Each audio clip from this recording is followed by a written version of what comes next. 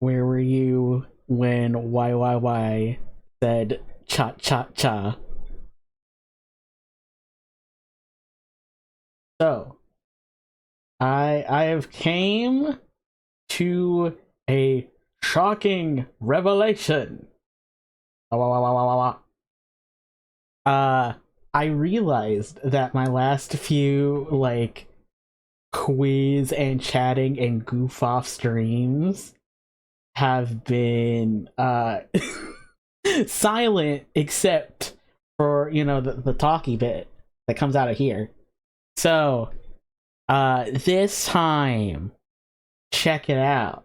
I got a Fruiter Arrow background music playlist on loop for today's fun festivities.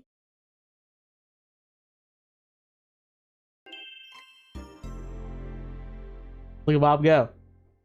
Look at Bob go. Hey y'all, how you doing? I see Stickly. I see Slush. I see Kamada. Constant soothing tone of Windows XP. I love the XP startup, and I love the Vista startup. Like, both of them are iconic, but Vista has that nostalgic angle for me personally too. Like blah, blah, blah, blah, blah.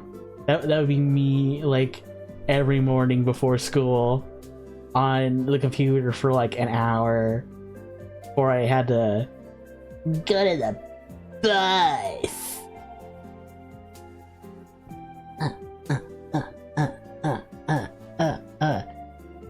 It's time.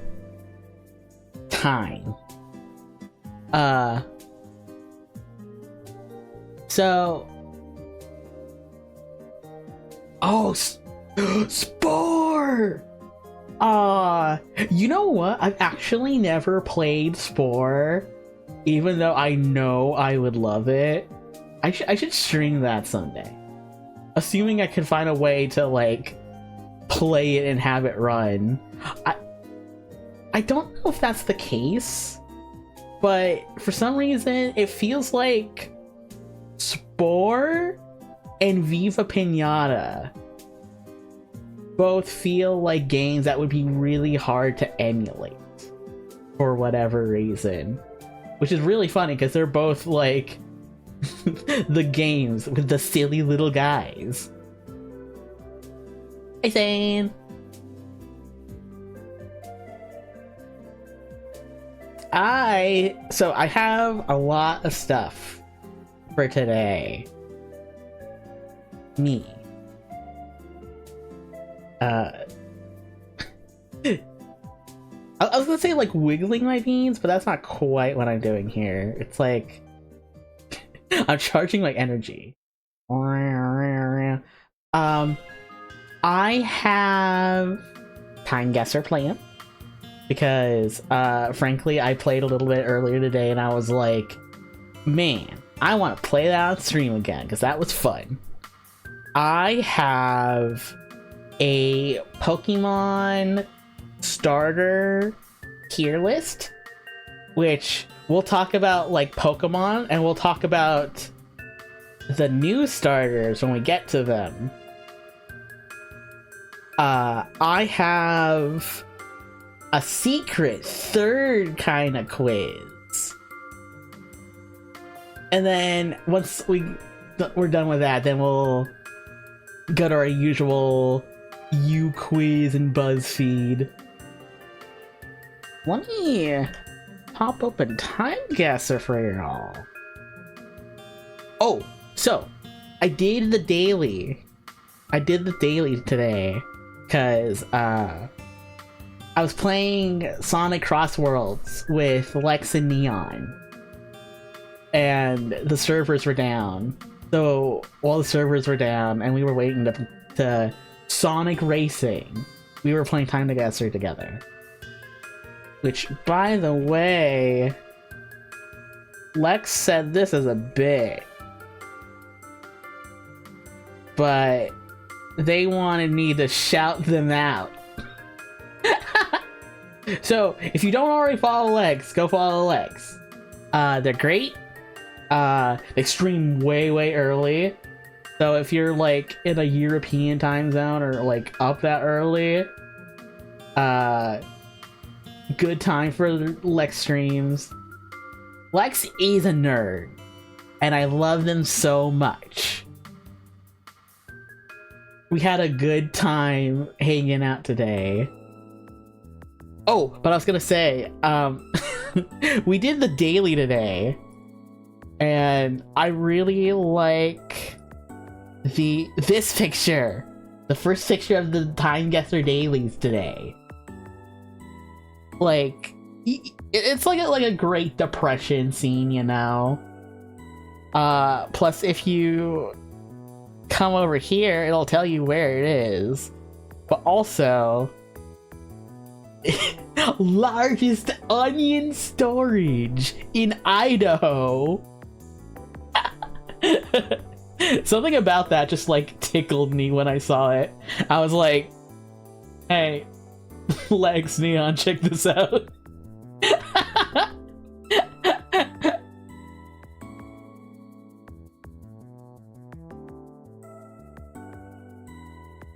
We're gonna play a regular one though. Oh, whoa! Is that Dino? Is that Dinothy Martin? Potatoes, onion, lettuce, and bees. It was funny because we were talking about it being the largest onion storage, and then Neon and I were telling Lex about how Idaho is like the potato place, and then the workers at the front were all like pea harvesters, and we didn't get to talk about the lettuce, and we were all just like, fuck lettuce. So if this is the Dean Martin, like I'm thinking it is, it might be Italia. So specifically Roma. It might be Roma. One of those old tourist traps with the largest X theme in X state. I love those kinds. Especially, you know, a tourist trap is really good when you're driving through a desert and you see like 3 billboards for the thing where it's like, check out our mummified alien, and then you pass by another billboard that's like, the alien is waiting for you, and then you get to it and it's just like one building in the middle of the desert. I love those. I follow a YouTuber that lives in North Dakota, I think. And what is New Mexico? me calling the fuck out of New Mexico. But yeah, I follow a YouTuber in North Dakota who does a lot of like content on tourist traps in like the Minnesota to South Dakota area. Those are really fun. There's like buffalo you can find. There's Paul Bunyan's. It's fun. Didn't the Rainforest Cafe guys go there? I think they saw the Jolly Green Giant. No! Yeah, no. They, I think they saw them on their Margaritaville videos, if I remember correctly. I love the saga of the Ted Davidson, Eddie Burback back-to-back Rainforest Cafe, and then their back-to-back Margaritaville videos where they broke Jimmy Buffett's philactery and finally sent him to heaven, where it's 5 o'clock all the time.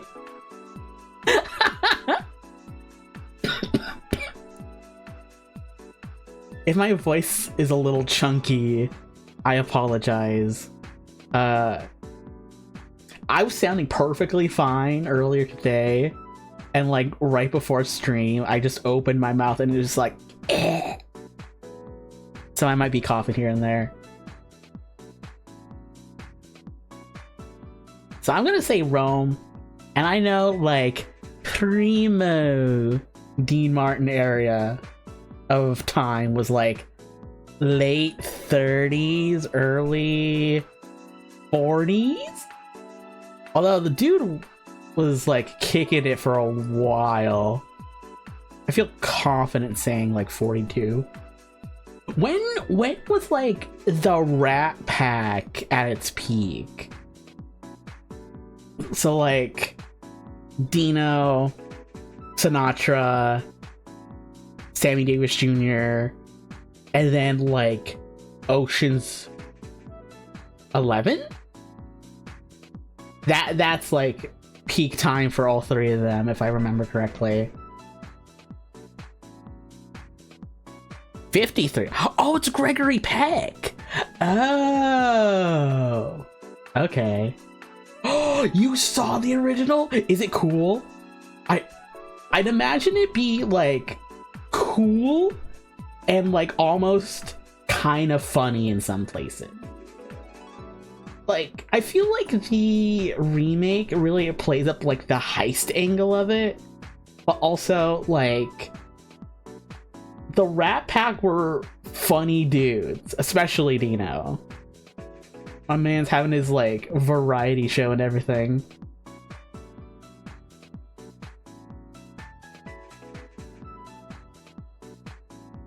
I had a friend who dressed up like the Times. Ooh. I think like last time I was talking about how much I loved like the 50s fashion aesthetic, especially for like men being dressed up in the suits and the cool hats. It was Roma though. Dude, like 70 points away from perfect. That's pretty cool.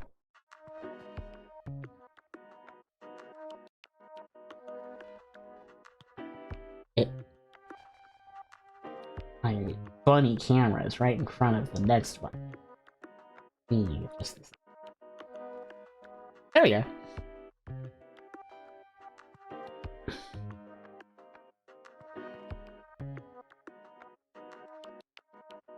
EPM. Oh, I was expecting something similar to the remake. It's definitely its own movie. Cool. I want to watch it sometime. I've been wanting to watch, like, old movies lately. Kamada and I still need to, like, hang out.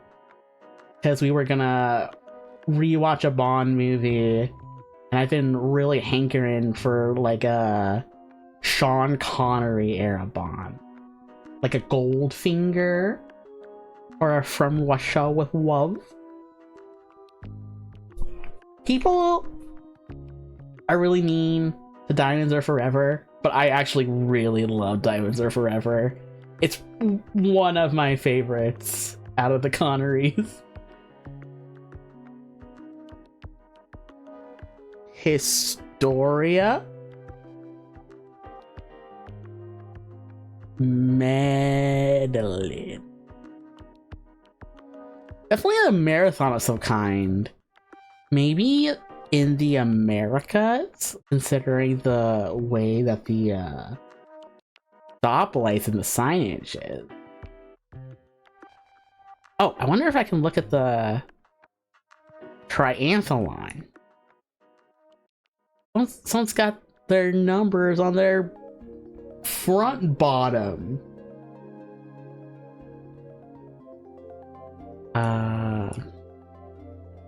Trying to see if I can find any, like, sponsored merch, you know? I figure, like, the signs would also have info, but I think it might be a little too blurry. Mendelin. What is Mendelin?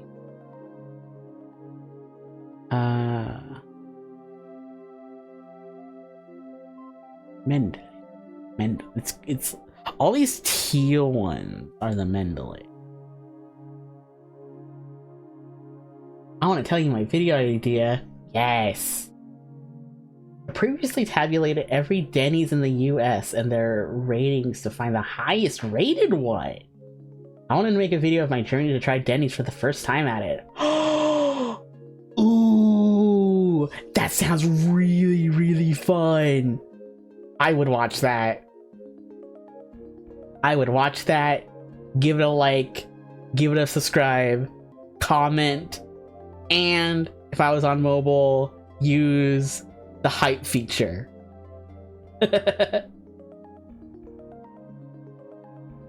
It's a good time to think about fun YouTube videos right now. I won't say why, but I feel like it's a great time for it. Oh, who's this guy? You see this guy over here? It's in LA. Oh, ooh, that would be a really fun road trip too, actually.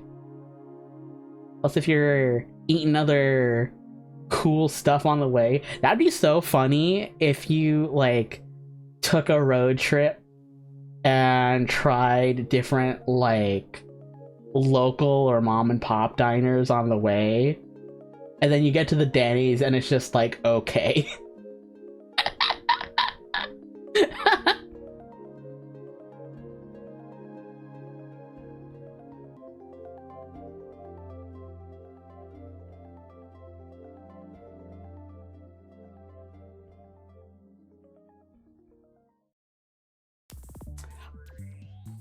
I'm having trouble figuring out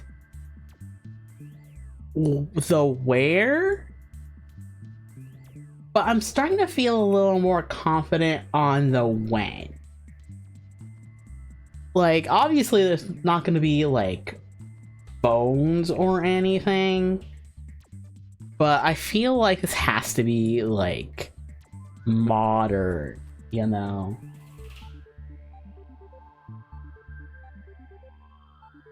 I feel confident putting it at like a 2023.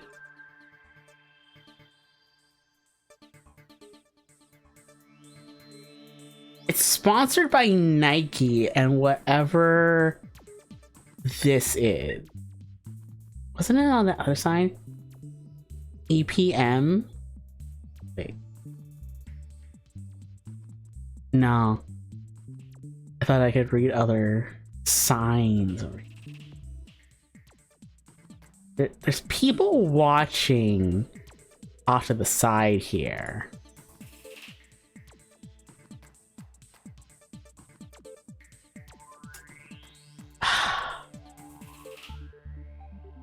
Maybe North America. I don't think this is the what's it called? The Boston Marathon? I don't think it's that. Oh, it could be like South American. Now I think about it.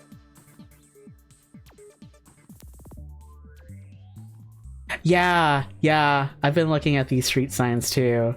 They feel really American. I think like the thing about it too that's giving me American vibes is the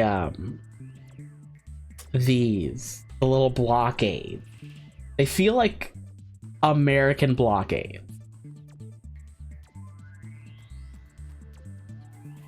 There is also like a highway here. Wherever this is like a big street next to like a big road that's coming onto or near a highway. So it's definitely like some kind of big city for sure. What about this graffiti? Mata. It could be like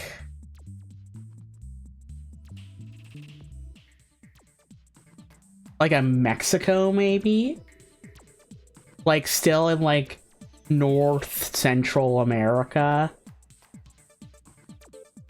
The Medellin is kind of giving me the vibe. So it's either, my guesses so far have either been like Mexico or like Southwest US.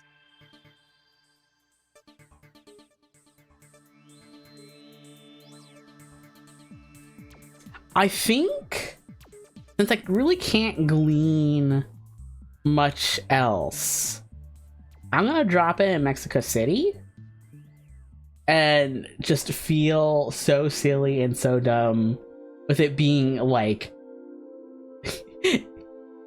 watch it be like South America. No, it was Colombia. Ah, it was South America.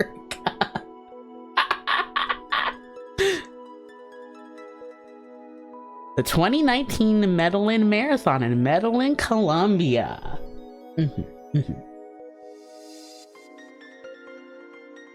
I'm at least happy that the date wasn't too far off.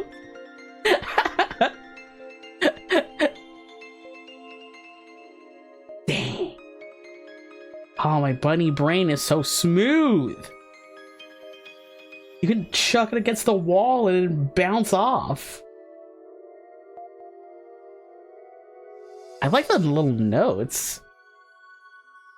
These French notes?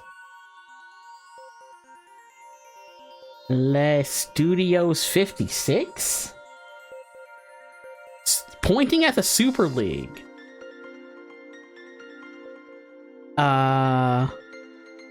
Rue Bujo Pa Studio 56 Max Salmon.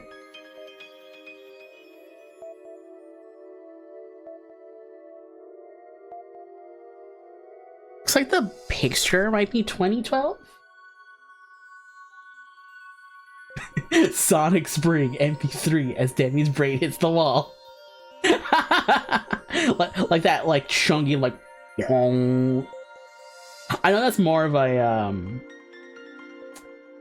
I think like there's like a little bit of overlap between like Water Shield and Sonic 3 Spring, where it's got that like chunkier sound to it.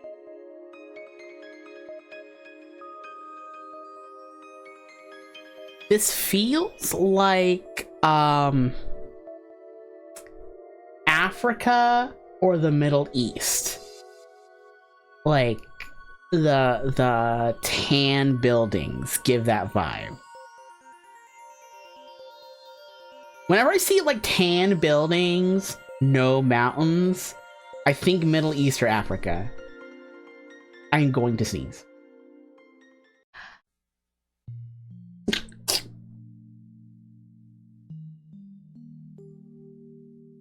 Gamma. I don't recognize the license plate, but I think that, oh, thank you. Bless you, bunny. I think 2012 is probably the right date considering the cars. They look very like mid 2010s, you know. And I'm just gonna kind of like zoom in onto like this area right here. I'm feeling a way about this area right here. There's like one long thin tree, probably on top of the building. Now that I think about it, I was like, is there like one long thin tree behind this building? But no, it's probably on top. What is Super League though? I wonder. Sal Deju Bob.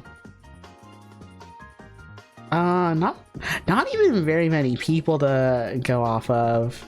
They do look like, you know, like 2010s-ish. Like very where did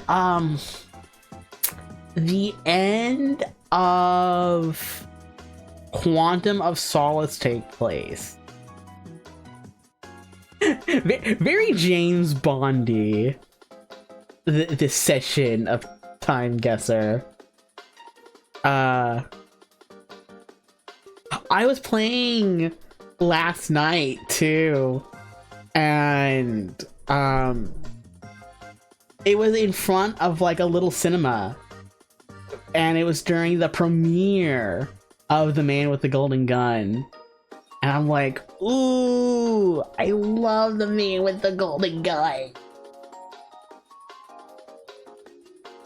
I know a lot of people actually don't like Man with the Golden Gun, but like, okay, one, Christopher Lee is the bad guy in it, and like that is a match made in heaven. Two, deeply unserious James Bond movie, which I love. I love silly Bond. Three, there's a car chase in Man with the Golden Gun where Bond drives a car off of like half a bridge, and the car like swerves. It goes like, but when it spins around in the air, there's a slide whistle that plays. It's in the what's it called? The soundtrack. So like if watching the soundtrack, you got like this like and then there's like silence and then like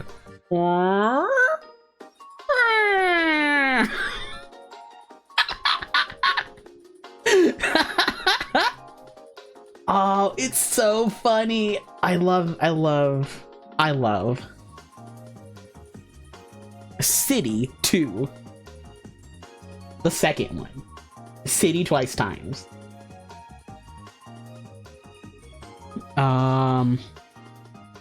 Nothing else is really screaming at me one way or the other, so I'm going to say it's in, like, Iraq, actually. I'll pop it in Baghdad. Oh, it's Morocco! Okay. A Moroccan street in Uja, annotated as part of Patrick Zachman's book, Voyages de Memory. Interesting. Okay.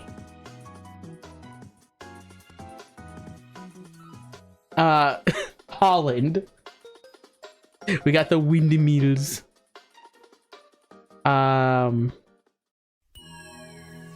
So it's the Netherlands.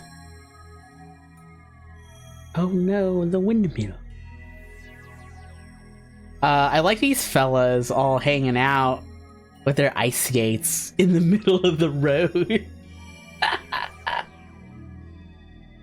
What are they doing there? What are they doing there?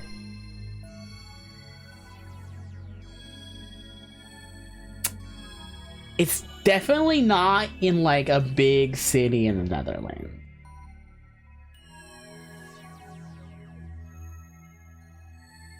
So maybe, like...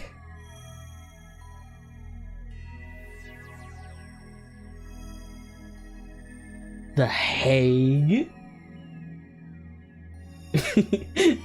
We are the Netherlings. Please feed us.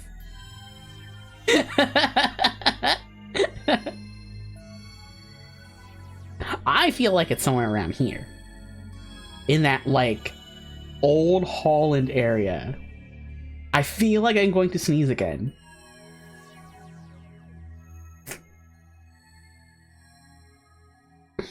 That was a tiny one.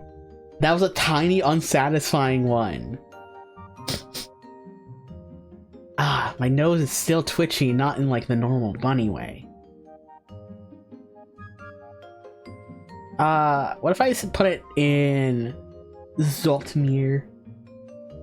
Modeling for their local erotica business. Remember to support your locals. The yearly Icecapades issue of their erotica. Where they're a bunch of handsome, strapping young men out in the middle of the Netherlands when it's really, really cold.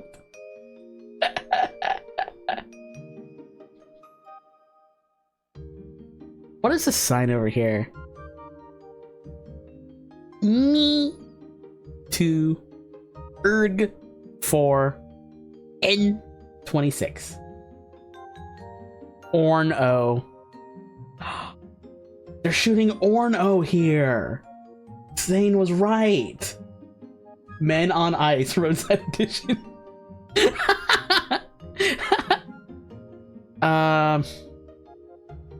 Look at how, like, aggressively 50s this guy is. If this is not, like, exactly 1953, I'm gonna go crazy style. 62! Me going crazy style.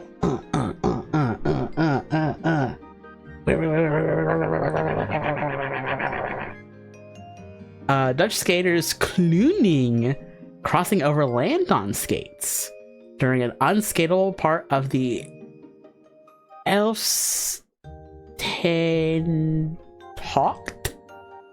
race. They are crawling to avoid damaging the skates. Okay. It's more like North Holland. Oh no, the windmill. Oh! Horses! Ooh, so touchy. Ooh, uma poi, ooh, da da da, ooh, uma, sign me each fight. Um, is this American horses? Or is this horses somewhere else? Cars. Mascot states. Or ascot stakes. Mascot brain. They should train horses to dance. Do I have good news for you? Demi Uma would be cute. So, okay. I have... okay. Conundrum. So. I have this thing. I do not care for humanoid kimono mimi that have both like animal ears on the top of their head and human ears on the side of their head. You know? It's like they got 4 sets of ears. I guess like 2 sets of 2 ears. They got 4 ears. That's weird. Now, if you were to Uma a Demi, would Demi have bunny ears and Uma ears? Or just Uma ears and no bunny ears? It would be a lot easier of a conundrum if I was like a ears straight up rabbit, but I got the lops. I got the long lops. Much to think about. Oh, by the way, while we think about this conundrum, I forgot that I have new candy. Uma ears bunny twin tails. You're getting a promotion. Just Uma ears but they fold down. You're getting a promotion. These are both really, really smart ideas. So, I have French candy. Uma ears, but like a bunny hairpin. Ooh, that'd be cute, actually. Like, sometimes when I see anime collabs with Sanrio, and like one character is Cinnamoroll clothed, sometimes they'll have like a hairband that has like Cinnamoroll's floppy little ears on it, kind of like that, but with the Uma ears. I dig it.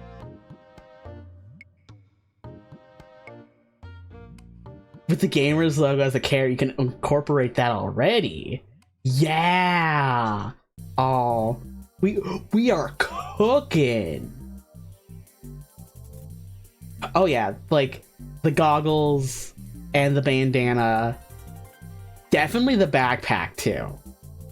Just because I'm not wearing the backpack right now. Anyway, Calmada got a suspicious package from France, and it came with a few things of French candy. It had like a stick of caramel, and we split it, and it was pretty good. And we got like these crema, like chewy candies. I got a lemony one. I wanted to try it on stream. Get the live reaction on camera. Let me smell it. Smells good. Me when I demeter the Lupin. Yes. Hi Sierra. Ow. Ow.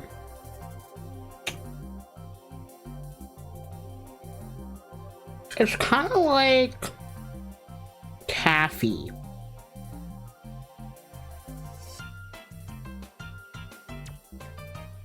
There's something I'm looking for on my desk.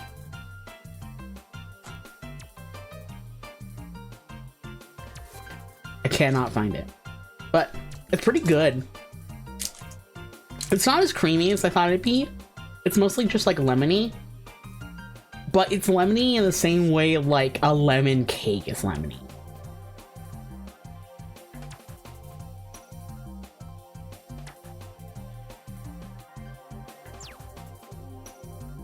All right. So we are at horses. Where's horses?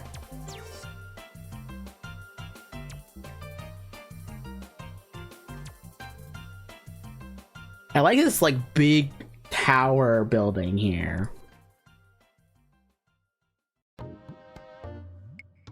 Lots of people in hats. Oh! Isn't this like a British style police officer?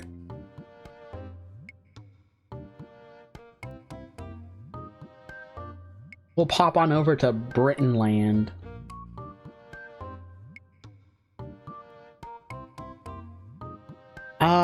Considering there's so many hats, I'll kind of mark this as like 54 constables. Yeah, that's the word I was trying to think of.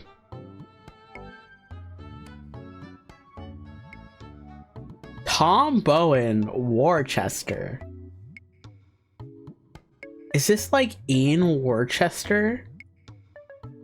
Is it Worcester or Worcester? Is it Worcester or Worcester sauce?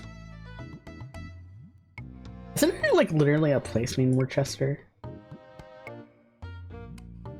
There's I'm thinking of Winchester.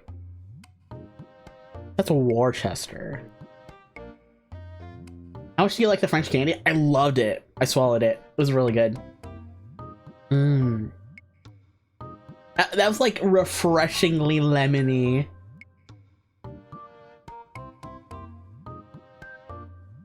Oh, yes, Worcester. Let's zoom in on Worcester. Let's see if we can find like a Derby drown. Policeman watching a horse race on the job is a Zombieland Saga reference. I still need to finish Zombieland. I watched like 2 or 3 episodes when the first season was airing. And it's really hard for me to sit down and watch a lot of anime. So I didn't like finish it. But I really liked what I did see. It was really good. Great tunes. Screwfix. Foregate Street. Royal Park. Catholic College. County Park. Tesco Superstore. Oh, race course. Oh, this is it. It's right here. Can we like put it exactly? It's just kind of like a blob of green. What is your green? My name is Green.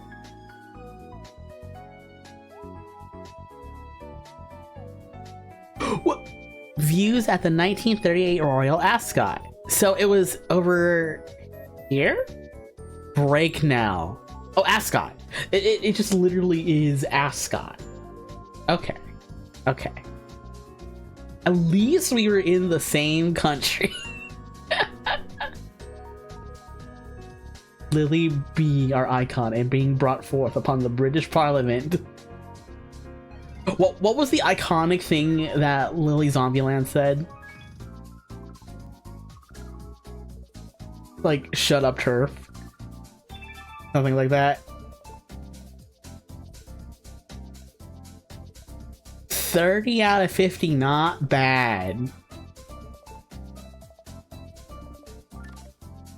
I feel it a little zesty. That was just our warm-up. Everything she says is iconic. Ooh. To be fair, she is a trans girl, and like, I think trans women are some of like the most consistently funny people I have ever met. Like, painting with a broad stroke. Like, I know you really shouldn't paint people with a broad stroke for good or for bad, but like, I mean what I say. Like, yeah. That was it.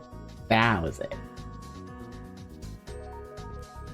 Please, Zoomer getting around the town. Those are hoverboards. What are they called? Can we stroke it broadly? Absolutely. You have my permission.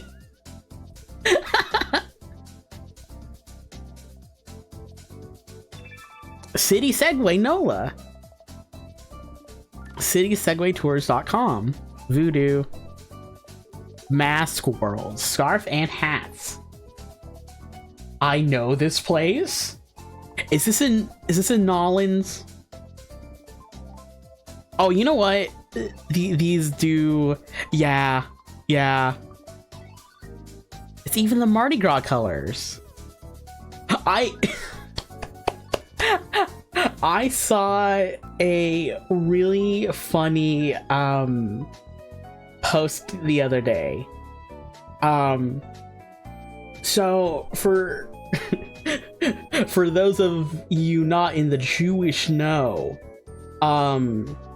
the holiday of Purim recently came and went, and there was a social media post from like a New Jersey government office being like, hey, happy Purim for everyone celebrating. And one of the things about Purim is you kind of dress up a little bit, but not really. It's kind of like a half Halloween thing almost, where you kind of like have like very simple disguises, like maybe a mask, maybe like a little like eye mask, that sort of thing, like a crown. Crowns are really popular for Purim. So this New Jersey government post has a little eye mask, but it also has stuff like a Mardi Gras fleur-de-lis and like stock art of like beads, and everyone was like, New Jersey? New Jersey? Are you mixing up some holidays here?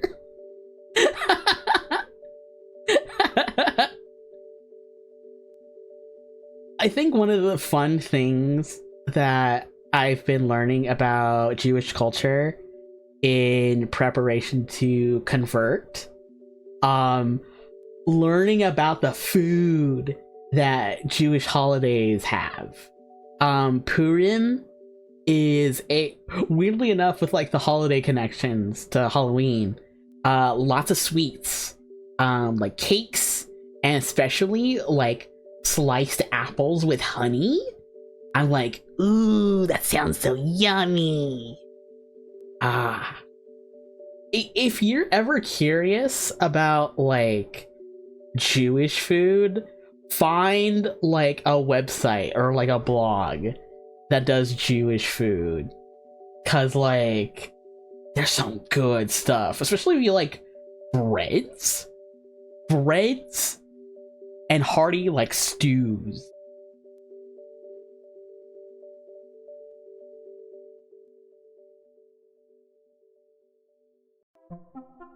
Pipe dream. So there's definitely New Orleans for sure. I'm trying to see if I could find any like signs with street names.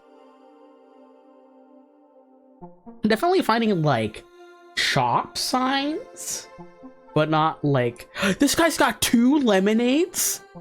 Dude, give me one. I want a lemonade.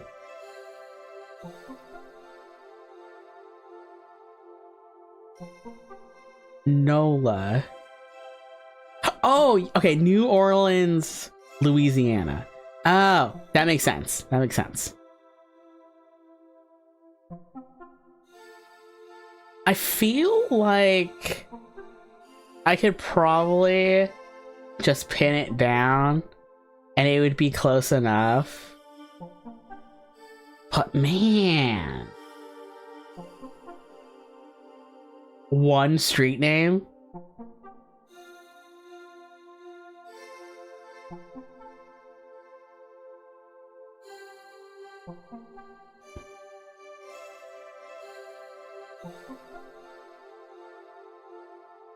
There's definitely like parking signs. There's one way. There's one world. City set way towards. Oh! Right there! Wait, St. Peter Art and Craft? 34. I wonder if it's like a street name or if it's just like St. Peter is our branding. Oh, it'd be really hard to like actually narrow it down by like street name too. I'll mail you a lemonade I got in my bag. Yes.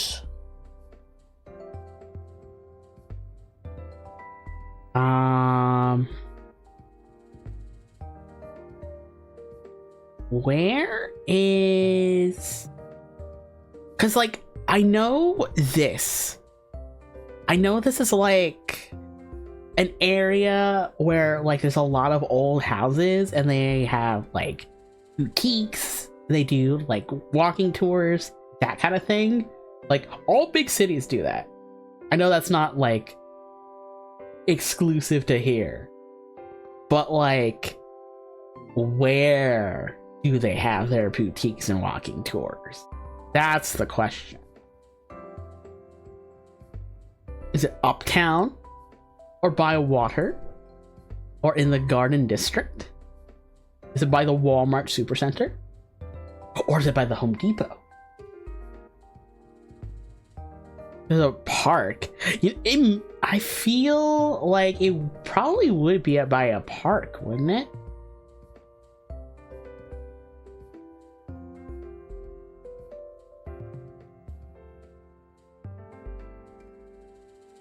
St. James Cheese Company. The Creole Creamery. Ooh. Cheese Factory.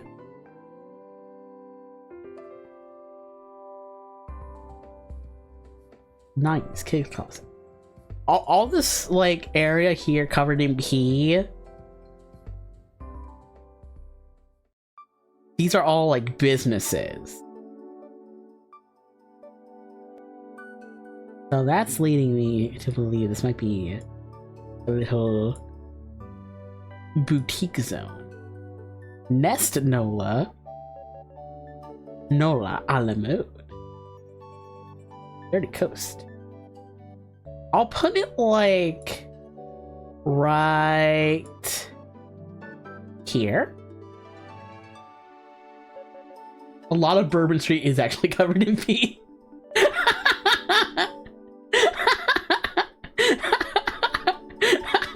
Again, like not exclusive to this city.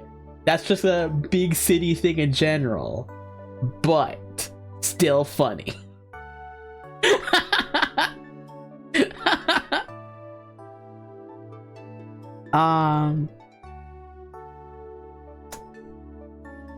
I see no phones, but also these people are on Segway, so like I don't expect them to be. That said, I feel like this might be a little what's it called? modern, a little more like recent times. So like maybe not like this year. 2024? 2017. Oh, it is closer to Bourbon Street. Okay. In 2017. I see. Rio 2016. Canada. So, the thing about this, Canada tells me this is probably before they officially gave Rio the spot for the Olympics, and something else that tells me that is this logo is different than the actual one. It's I don't think this is like cheating. This is more just like showing you contrasting information. But Rio 2016 Olympics. Yeah. This logo. It's kind of like wavy and wobbly. So I think this is probably before. Is that Obama?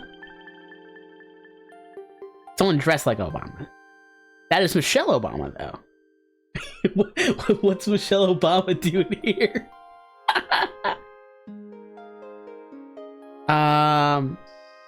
I want to say this might be like 2014, because doesn't it take like a couple of years before they're like, okay, this is the new place of the Olympics for this year. Obama jump scare.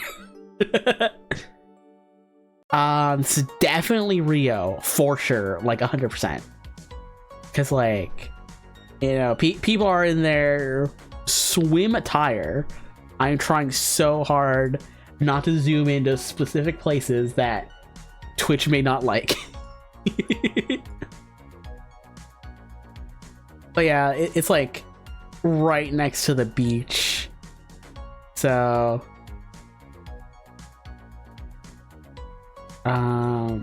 where's Rio de Janeiro? There you are. That's the water right there. I could see the blue.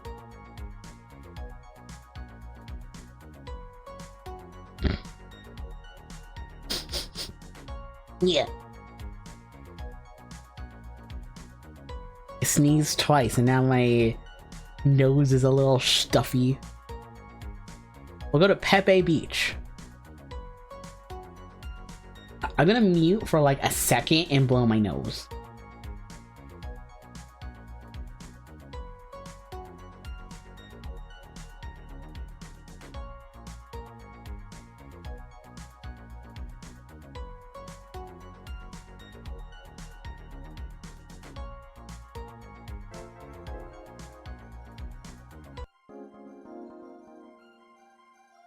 I'm so glad that like touching your nose and your face is a normal bunny thing, because I do it so much.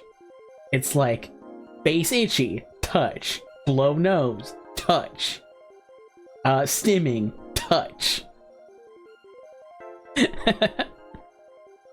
All right, let's see. 2009. Ooh, interesting. A Barack Obama impersonator posing with a cardboard cutout of Michelle Obama as Rio's residents celebrate the nomination to host the 26th. Oh, so it's like right when it's nominated. Okay. Okay. Christ the Redeemer.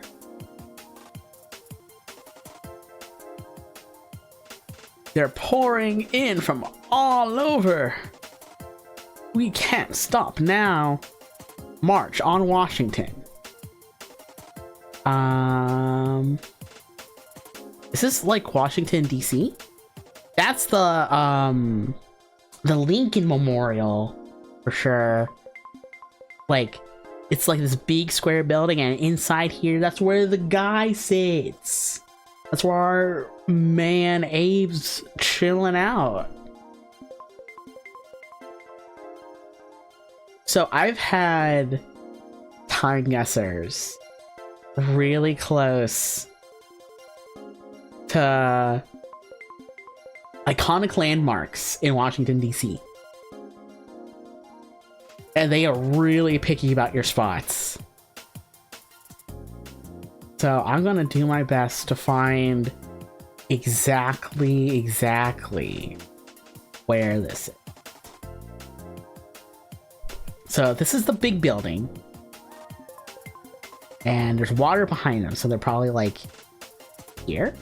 No. Here.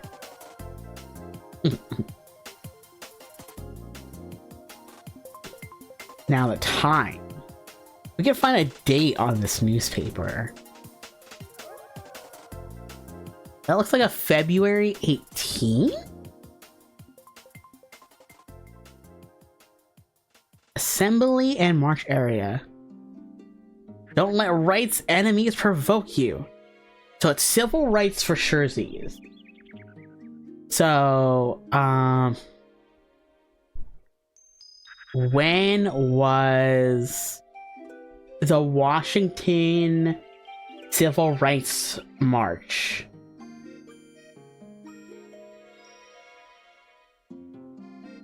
I feel like if it was late 60s and onwards, these photos would be in color. And I know the peak time for this kind of thing was like post-war and the 50s. So maybe like 56, 55? Lincoln Retail Refreshments and Gift Shop. You can buy a refreshing drink with President Lincoln. 63. Okay. Protesters reading a pamphlet on the March on Washington in the Washington Afro-American newspaper. Ooh. I still got the perfect score for location. That's awesome. I will take it. I will take it.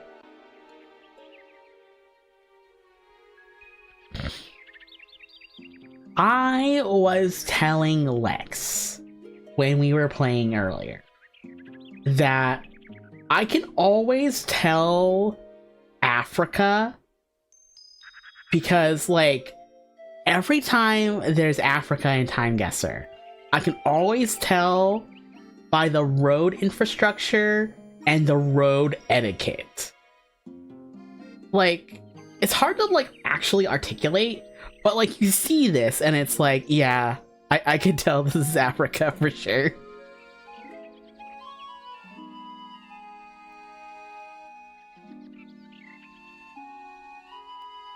Oh, what's this?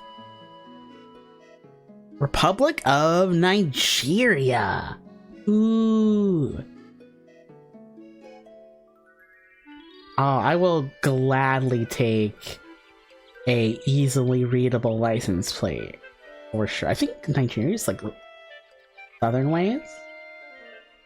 Zambia, Zimbabwe, Malawi, Tanzania, Kenya, Congo, Ethiopia, Nigeria.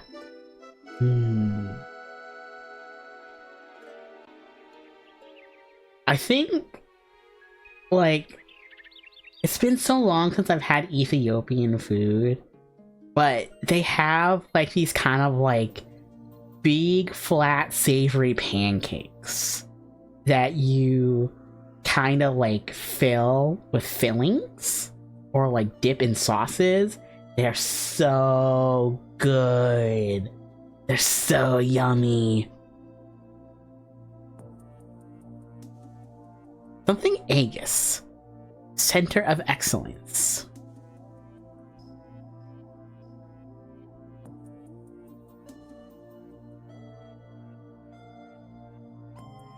Lagos. Lagos Center of Excellence. Is that... Oh! Lagos, right there.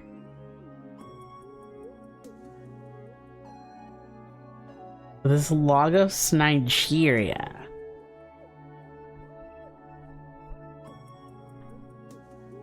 What time period? What's in this bag? It looks like... I don't know what this is, but it kind of looks like snacks. It looks like snacks I want to eat. You know what it reminds me of? It reminds me of those, I don't know if they still make them, but Minute Maid used to make these frozen treats that came in packages that kind of look like this. They were like kind of like triangle-y. And you open it up and it's like a frozen lemonade treat in there. I'm like, ooh, yum yum.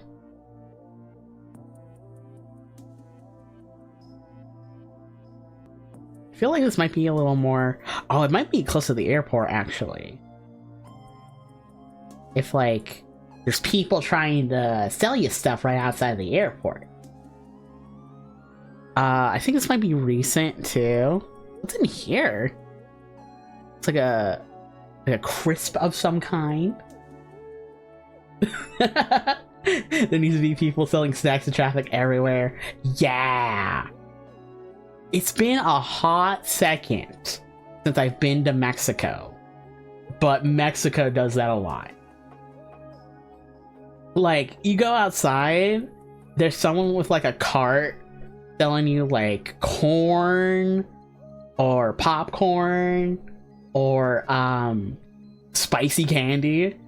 When I was a baby bun, my extended family lived in Mexico, and I remember having like cousins around my age, and they were like, hey, would you like to have some candy with us? And I'm like a little baby bun, so I'm like, yeah, I love candy. And the thing about Mexican candy is that it is covered head to toe with spices. If it's not like chili pepper outright, it's like what's it called, chamoy, which is kind of like pickled pepper. So it's Mexican candy is always like spicy first and sweet second, and I hated it. I'm still not the biggest fan of chamoy, but I think like a chili pepper dusted candy I might handle a little better now that I'm older and my palate's a little more refined.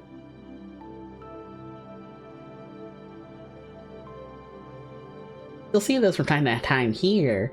Also like fruit carts. Ooh. Ooh. I'm still in the Southwest, and I think like every couple of days we got a guy in a cart with a clown honky horn with popcorn. I've been meaning to like catch him and just like say hi, but I've never gotten around to it. Yeah. Mexico and Mexican cuisine, they know how to do their corn. It's good corn.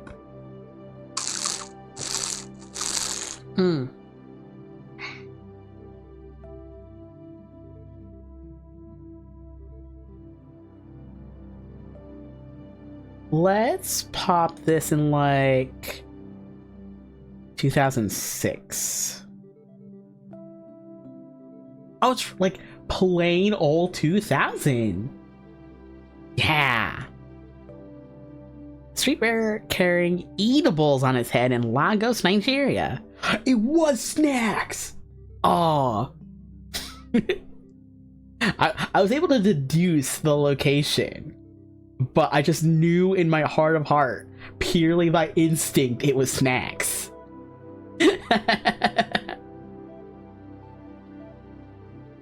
Viva Dubec! Socialism. Puolesta.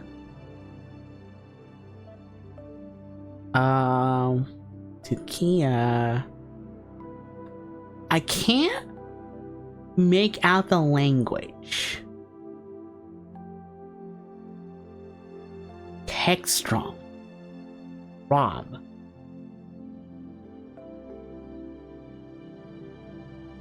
Dubek. Or Dubsek? Eslova? Is this Slovakia?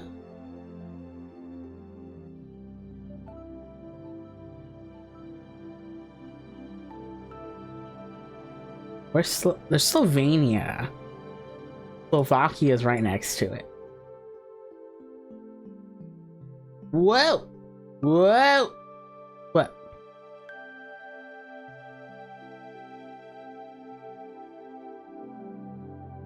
That's Croatia. Slovakia. There's Bosnia. Serbia. Greece, Bulgaria, North Macedonia. It's your boy, Dubsec.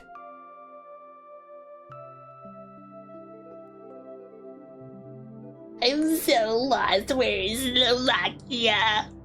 Also, hi, Nevi.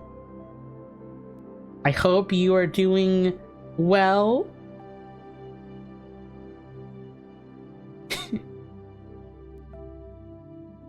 Wishing their knights well. I haven't done a watch along in so long, but I want to show you all my favorite bad movie sometime.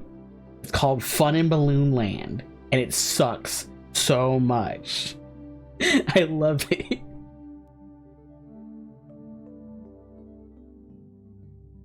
It literally says Slovakia right there, and I don't know where Slovakia is.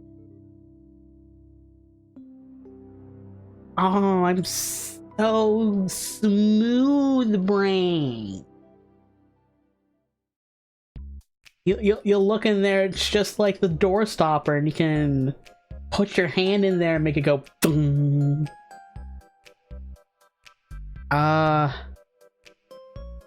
It could be Hungary. I'll put it like unconfidently, like right here in Croatia.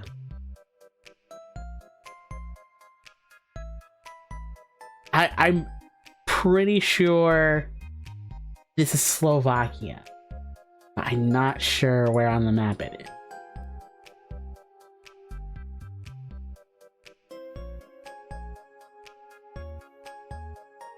Time-wise, this feels like the 70s. Like, we still kind of have like nice suits, but also like a little bit of like colorful casual wear too. Like maybe like late 60s, early 70s. Like a 69.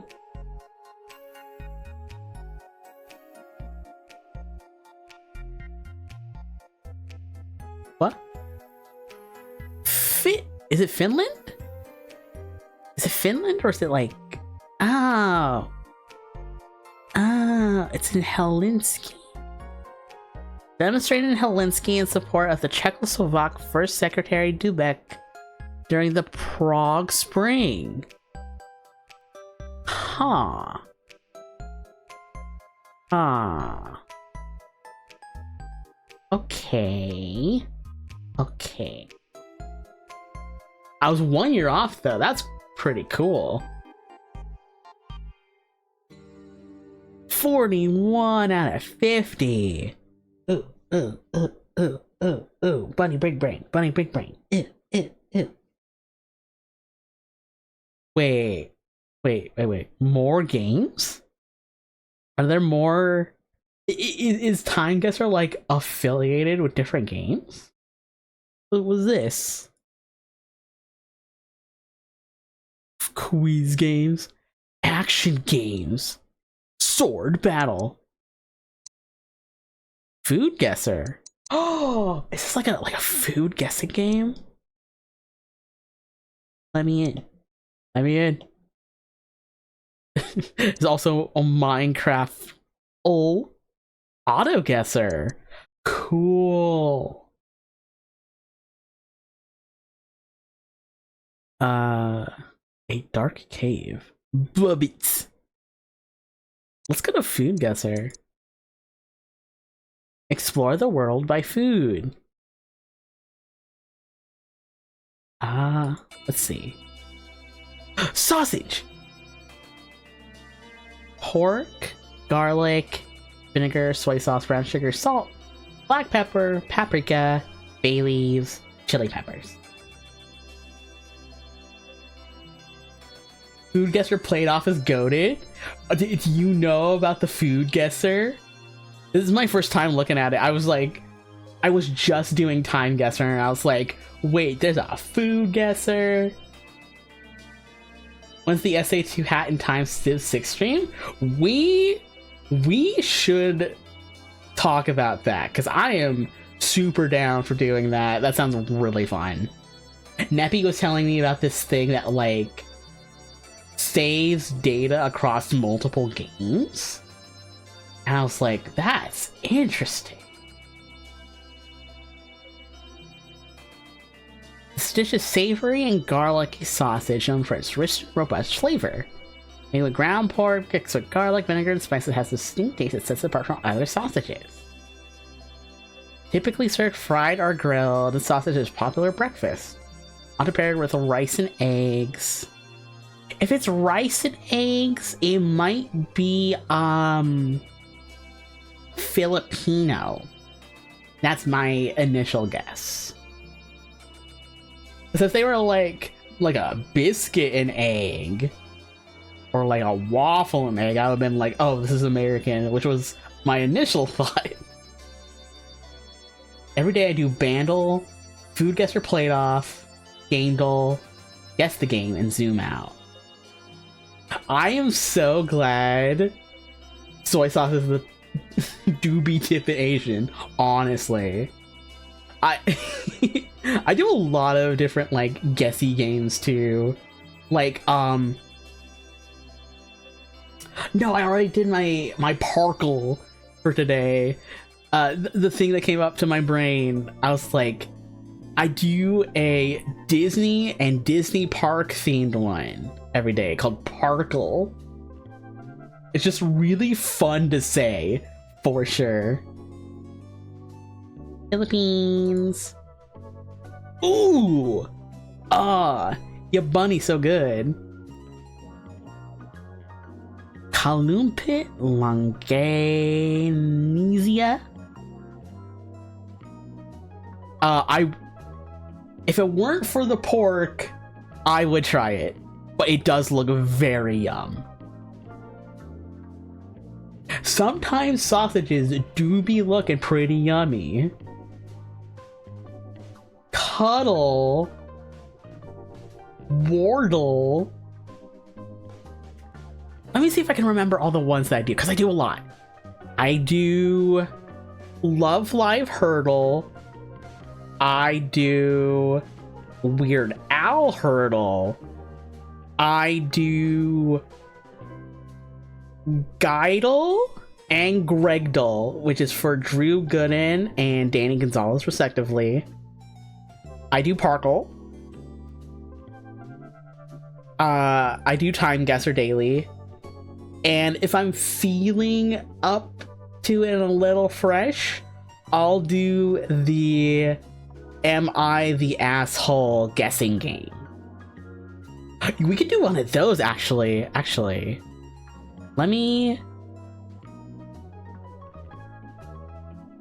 do one of them.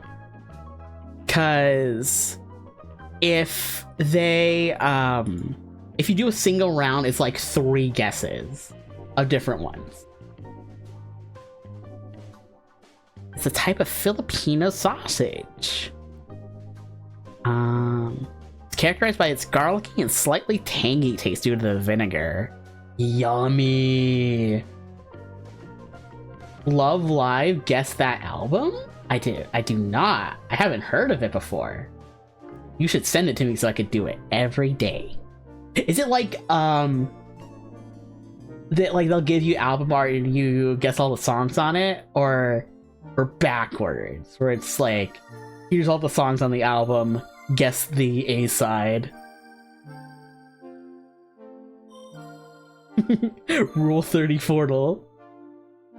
Yeah. You know what? We should do a Rule 30 Portal too sometime. And by sometime I mean like, we'll do a couple of rounds this time.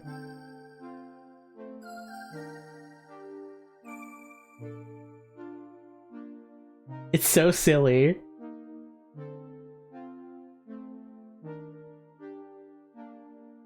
But I want to do more Foodguessr first. Oh, bread! Maize meal, flour, baking powder, sugar, salt, eggs, milk, butter, optional cream style corn, optional water. This dish is a delightful savory bread made primarily from fresh corn. Cornbread! Is this cornbread? It doesn't look like American cornbread.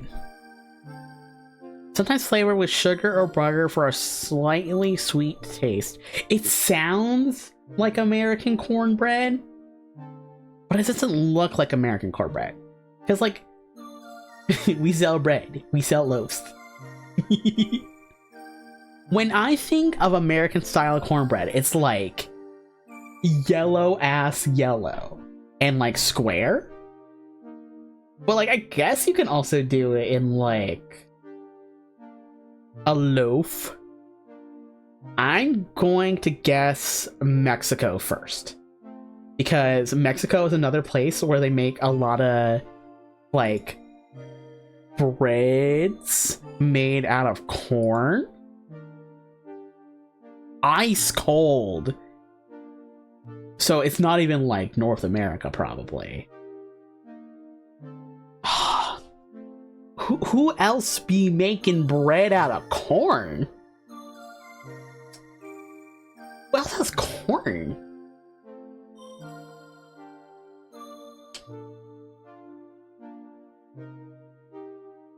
Often enjoyed as a side dish or snack, this bread offers a unique blend of corn's natural sweetness. Spanish? Oh! Oh! That's a good guess. That's a good guess.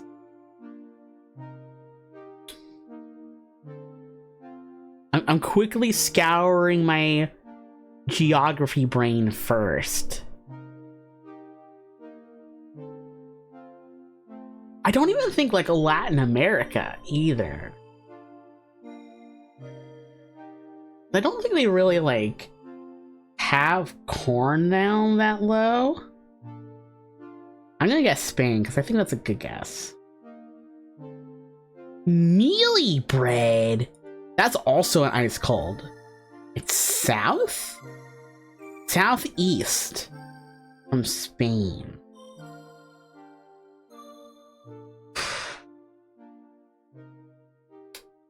When I think of southeast from Europe, oh, you know what? It could be like Middle East or like North Africa. Now I think about it.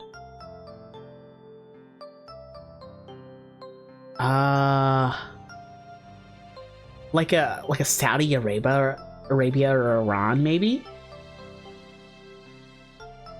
Probably Australian. You know what? The name does kind of suggest an English-speaking country.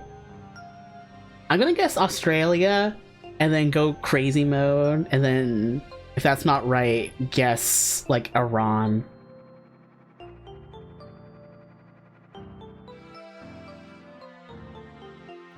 Ice cold from Australia. That's regular cold. That's not North America, not Australia, not the Middle East, and not Spain. So maybe in Asia? Who's making bread out of corn in Asia? That's cooler than being cool. Mealy bread sounds dumb, therefore it is probably Australian. Who TF making their mealy bread?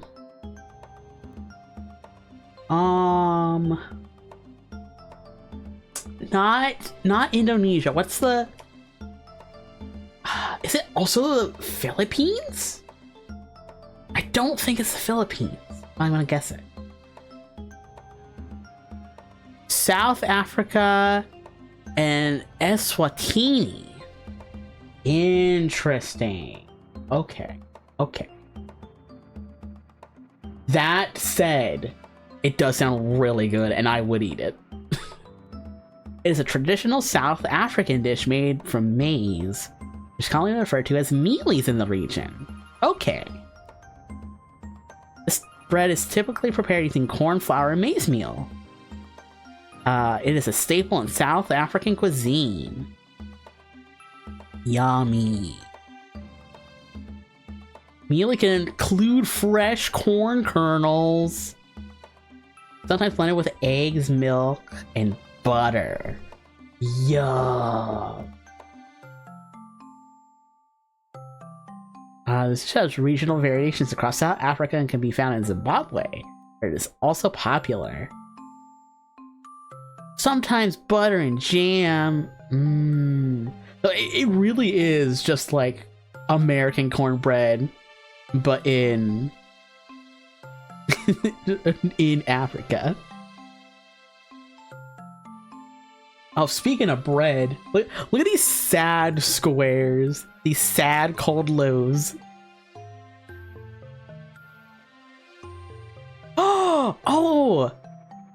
Oh, they're so small.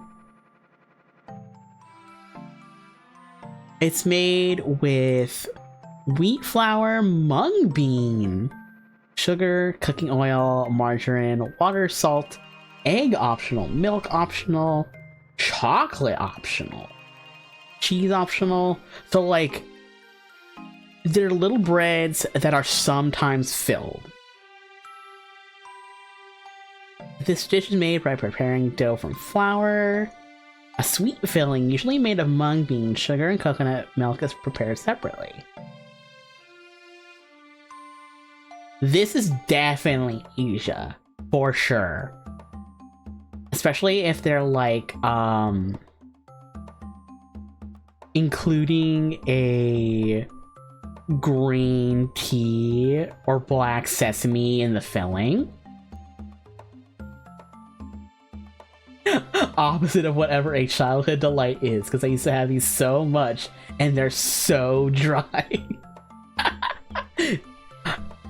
I'm looking at these and like look at the flaking. Like, I would try it, absolutely, but I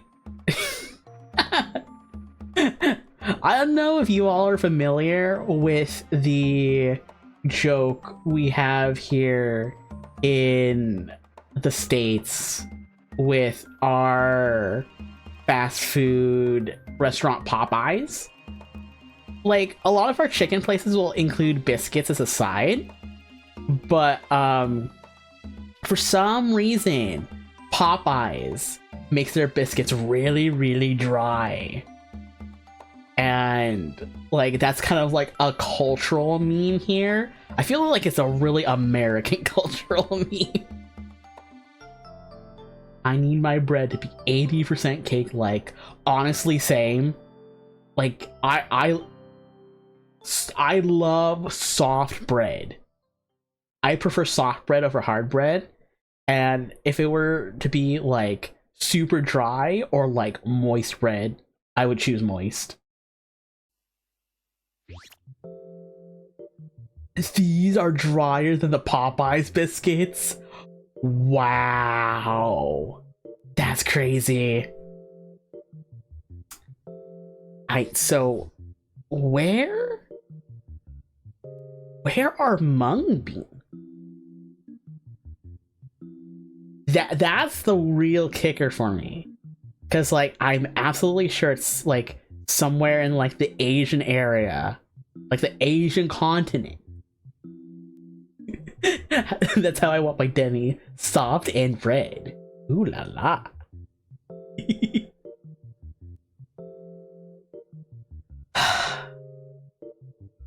Just spitballing with no knowledge of the mung bean. I want to say China or India. Let me go China first.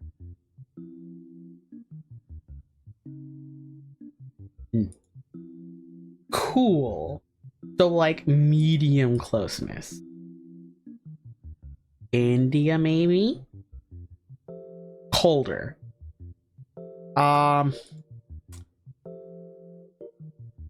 So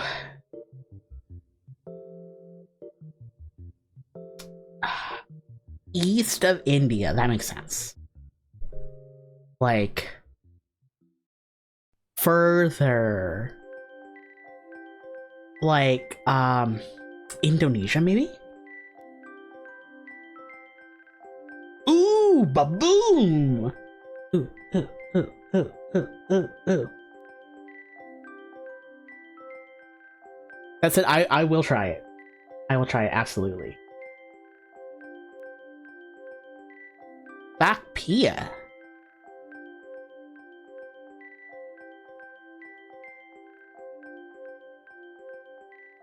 This dish is named the Pat Hawk area in Yogyakarta, India, where it gained popularity.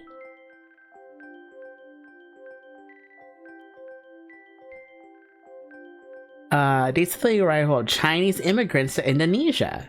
Interesting. Commercial production started in the 1940s. They sold it door to door. Pastry is noted for its soft, flaky texture on the outside and sweet filling on the inside. From... I feel like you can have your regional differences, but nothing beats a nice, like, pastry filled with stuff. It's kind of like that universal, everyone everywhere loves dough fried with fillings on the inside. Everyone likes pastry filled with sweets and or cheese. 9,000 out of 15. Nice. What's the play off? Ballo Ballo. Baigan Barta. What's the Baigan Barta? Flavorful, smoky vegetarian delicacy makes from roasted eggplant. Yum! Things that are like eggplant heavy are so my jam. I love eggplants. Fermented cooked rice with freshwater shrimp in a jar for several days. After fermentation, the mixture achieves a tangy flavor. Cook the fermented rice and shrimp, often with frying garlic, onions, and tomatoes until aromatic. Yummy. I would try both, but like, man, eggplants are awesome. Oh, this is like scrandle. It's like cultural scrandle. Peanut pie. The poor man's pecan pie.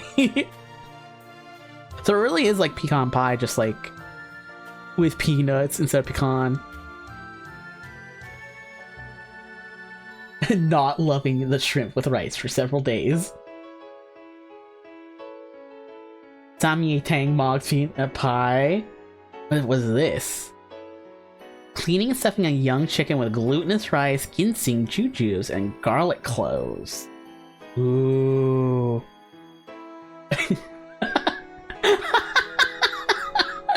Chicken soup versus 1 in 5 American Child Exploder. Let me... Okay. I feel like this is going to be common for like pretty much all of these matchups, but I would try both. That said, I am not the biggest fan of peanuts. I like walnut. I like pecan. I will occasionally take a cashew. But I'm not a fan of peanuts, and I wish more sweets stopped using almonds. I hate almonds. I would punch almonds to death if I could. Sweets are way too dominant and played off. Nearly every sweet is 90 plus. Boo! Boo! I'm going for this Chicky. Yeah, Bun loves Chicky. Almonds suck ass, but almond flavored things are awesome. Yes and yes. Like, almond coffee flavoring, really yummy. Almonds, the nut, kill. Netherlands. This dish is a traditionally sweet treat enjoyed during special celebrations. Just dense, crumbly texture with rich, buttery flavor profile. So like a crumbly, buttery cookie kind of thing. This dish consists of a small spiced cookie, traditionally made during the holiday season. Blend of warming spices such as cinnamon, cloves, nutmeg, and white pepper. Typically round and often covered in powdered sugar. I don't like both of these as much as I liked both of the first options. But I will say... How do I say this? I like butter cookies, but not the crumbly texture. And I love the texture of like very spiced holiday cookies, not so much the flavor profile. I think the only time I've really enjoyed a spiced cookie, Fox Spirit Mom made ginger cookies last Christmas, and those were divine. I loved those. I ate most of them, to be honest.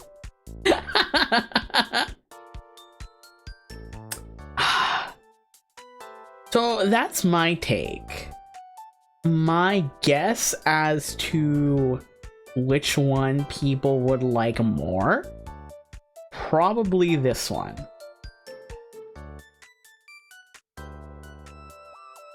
Louise cake.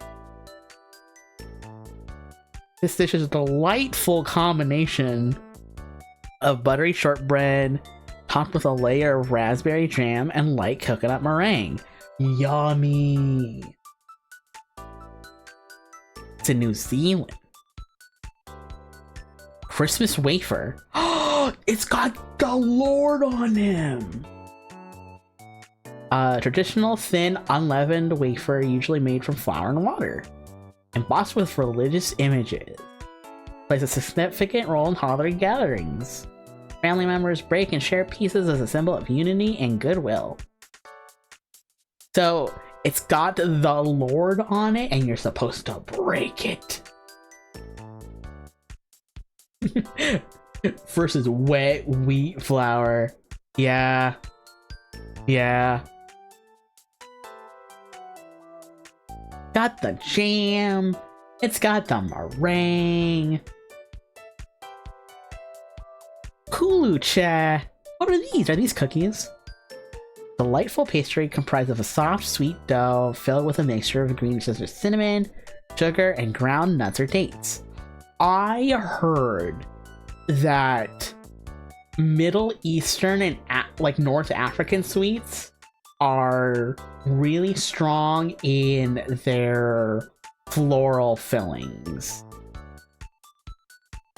Like they're florals and they're spices, so they're like heavy on vanilla, heavy on cinnamon, heavy on like rose and lavender, and heavy on like anise and musk, I also think too. Which honestly, I love fruit flavors, but I love floral flavor. Oh, these have rose water optional. Yummy. The tradition of this dish is that it is cooked during the Christmas season. It's considered a staple dish for Christmas morning breakfast in its country, and many families have their own secret recipes. It's beef, casserep, cinnamon stick, hot pepper, cloves, ginger, garlic, onions. I feel like this one might be more popular, but I want it to be these cookies in my heart.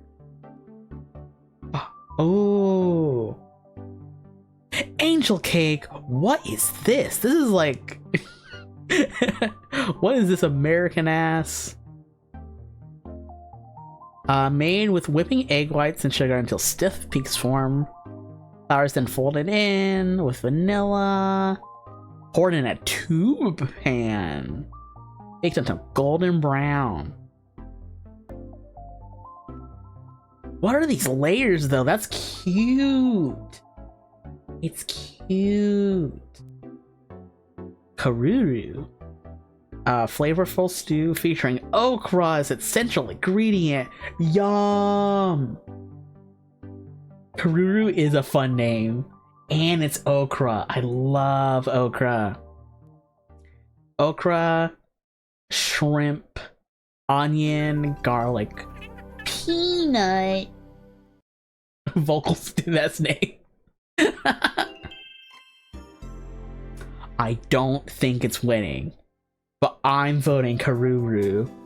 I would eat it. Boo. Orange chicken! I love orange chicken.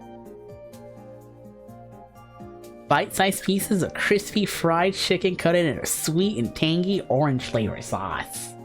Yum! So, when I was growing up, my immediate family, so me, Mama Bun, Brother Bun, and Sister Bun, we were all vegetarian. And when I got older and started figuring out that I loved cooking, I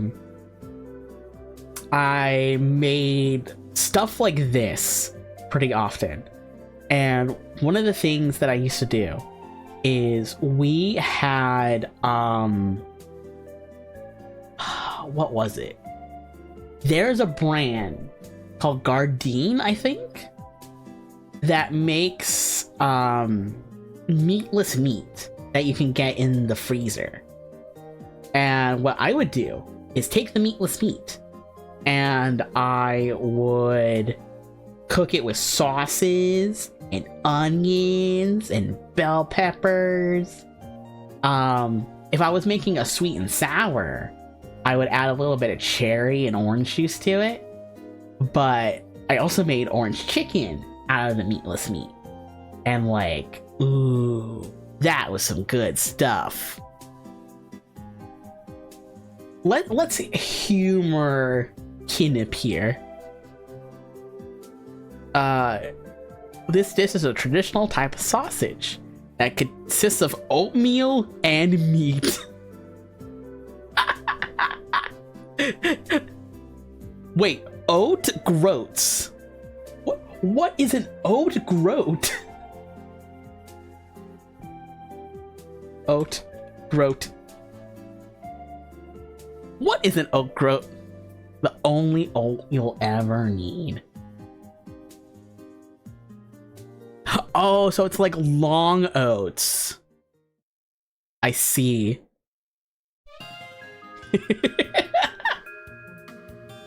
Groats are like the unit of oats. Anyway. Yeah, no contest. Churro! You see flour, water, and salt to form a dough. The dough is then transferred to a piping bag with a star-shaped nozzle. It's piped into hot oil and fried until golden and crispy. Once cooked, they are rolled in a mixture of cinnamon sugar. They're typically served warm and can be dipped in chocolate or caramel sauce. I love churros. I want to try Chinese American cuisine so bad. It's hard to find it done well around here on account of the Chinese people here not being American. There's a Chinese place that Box Spirit Dad really likes, and it's really, really good. The thing about Chinese American food, you have to get it local. Like, the local, like, places that have been doing it for years and years, they're the ones that'll give you the good shit. I'm one of those people. I am a Panda Express apologist. I do not mind a panda here and there, but like, if you want the good stuff, it's local. Local will also give you like a gazillion for each meal, like portion wise, because like, if you're like, yeah, I want to try like an orange chicken, they'll give you like a huge container of orange chicken, a huge container of rice, and like 3 egg rolls to your order. Fox Spirit Dad always gives me his egg rolls, so I'm drowning in egg rolls, and I'm like, yes! What's the nasi katak from Brunei? It's rice, fried chicken, sambal, soy sauce, fried egg. This dish consists of fragrant steamed rice paired with a piece of crispy fried chicken, all wrapped in a banana leaf for an authentic touch. The highlight is the signature sambal, a spicy chili paste that adds a fiery kick, balancing the flavors. Simple yet satisfying. Yum! I honestly would try this, especially like, I love flavored rices. Like, if you're cooking rice at home, just drop a bouillon cube in there. Pretty good rice. Nasi katak soup. I would try it, but also it's up against churros, and I love churros. Like, fried foods are always going to be out non-fried food. That's just the facts with Demeter Lupin. I think trying a Rangoon would make me climax and reach Nirvana. They're so good. I haven't had like a cream cheese Rangoon in so long, but the cream cheese ones are really, really good. Instructions unclear. I have dropped a brick of bouillon. You just have to add like a pound of rice to it. Simple as. What's that one I Love Lucy bit where the guys are at home trying to manage like the house chores, and Ricky's making dinner.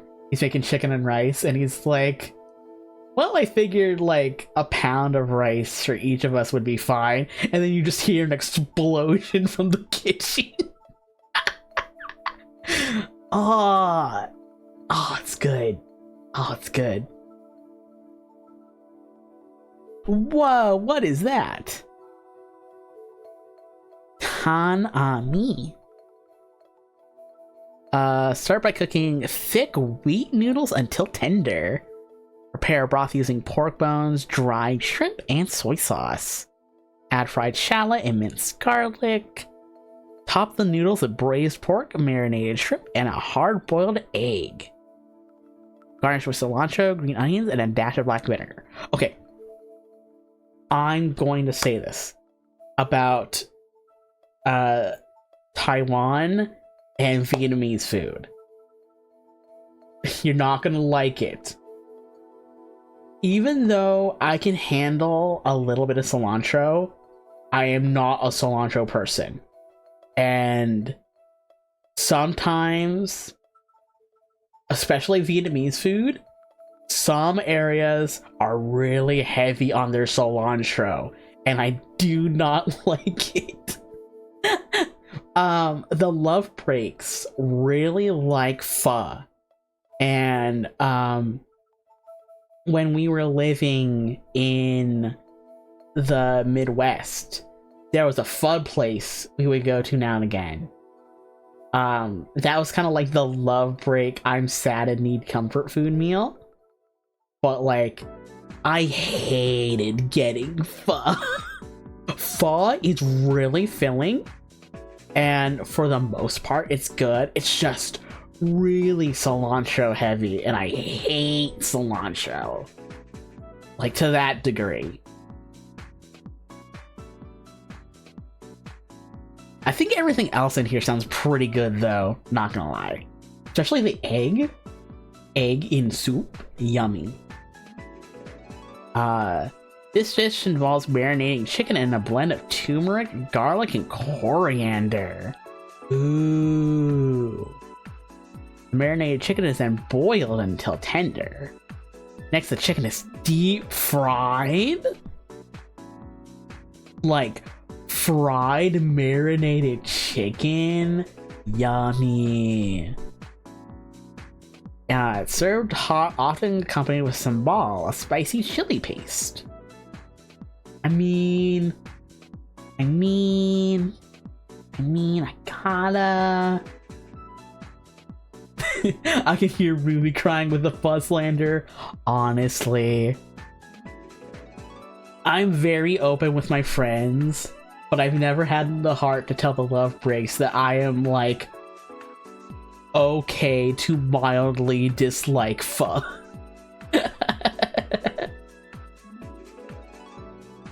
Also, yes, shout out to egg drop soup. Very easy to make, very yummy. Kazumarzu. Kazumarzu. This dish is a traditional cheese known for its advanced fermentation. Oh, is this the maggot cheese? During which live insect larvae are intentionally introduced. This is the maggot cheese. Oh, I know about this cheese. I heard people really like it though. The larvae break down the cheese's fats, resulting in a very soft texture and strong, pungent flavor. Often served with slices of bread, it's considered a delicacy by enthusiasts. Like, people who have had that cheese swear by this cheese. But you gotta be brave enough to say, I do not mind that there are larvae eating the cheese while it ferments. Meanwhile, we got tortilla de chorizo, which I'm assuming is just tortilla with chorizo bits in it. This dish is a savory delight featuring a thick golden omelet made with eggs, thinly sliced potatoes, and flavorful chorizo sausage. So it's just like a big ass potato chorizo omelet. Yummy. They took the extra step of turning the non-vegan chance. into the non-vegetarian cheese. You know, I do kind of wonder about, well, I know a part of the thing about veganism is the big angle of animals being used to produce food. Like, even if the animals are treated well and are cared for, they're still like, no. Which makes me wonder if the maggot cheese uses the maggots, are they treated well after the cheese making process is done? Food for thought. Okay. The Demeter Lupin hot take on this, which may shock and startle you. Milk Demi. I would try the maggot cheese. I would try it once. Considering it's sheep milk, I don't think I'd like it, because I'm not really a fan of goat cheese, actually. But I would try it once, just to see how it is. I feel like I'd really like it texture-wise. They should send all the maggots to a delightful island resort. It's like Pokemon Concierge, but instead of the Pokemon, it's all the little maggots.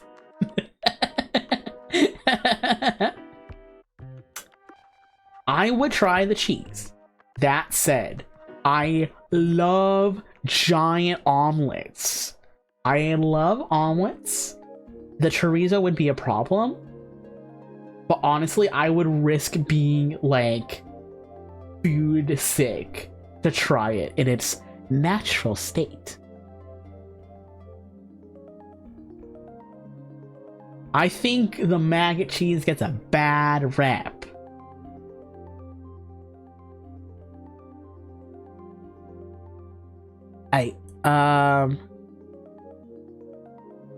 We'll do like a few rounds of Rule 34. Oh, there is a numbered option. Yeah, we could do a few rounds. Maggots in funny little sun hats. Cute. Let me have some water.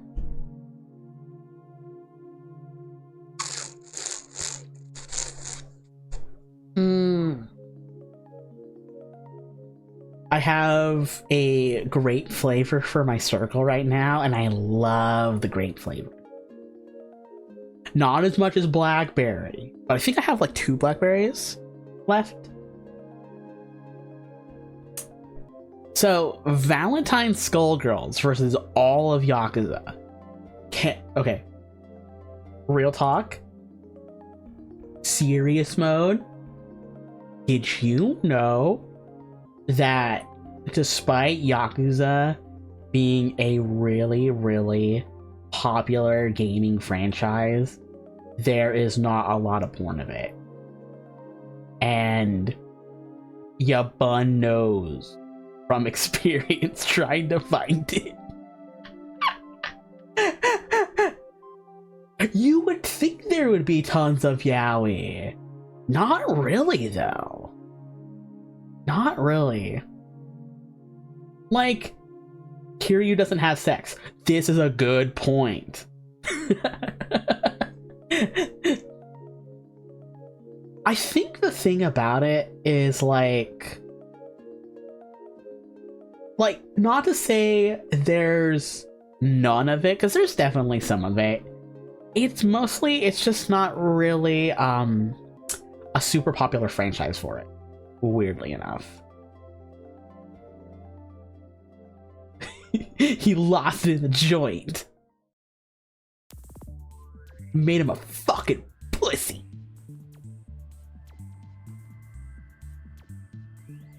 He does in Zero, yes. There's like hints, there's sprinklings of saucy content in Yakuza here and there, including real-ass porn actresses that you can collect like Pokemon cards. I think there's more of Valentine than all of Yakuza.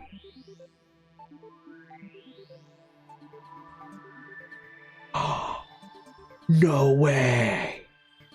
Debbie's so plain. Send the Fujoshi troops to Yakuza land stat. Honestly, I've thought about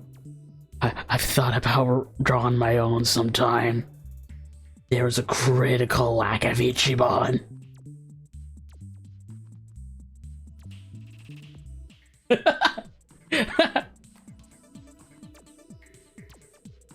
Tsunaide? Who the fuck? Naruto? Aerith. Aerith versus Naruto character. This is gonna be a do it. You must.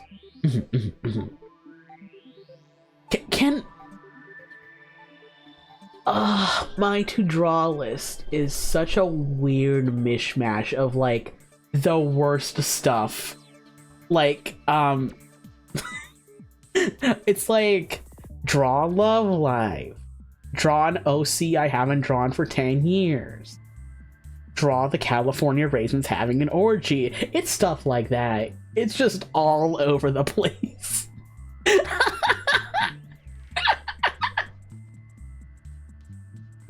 You didn't see that. You didn't see me turn into a pretzel.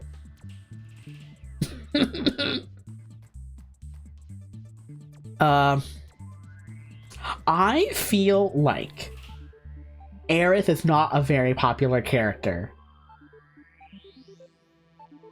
Yeah, exactly. Like, if anyone were to be like competition on a porn art like scale, it would be Tifa.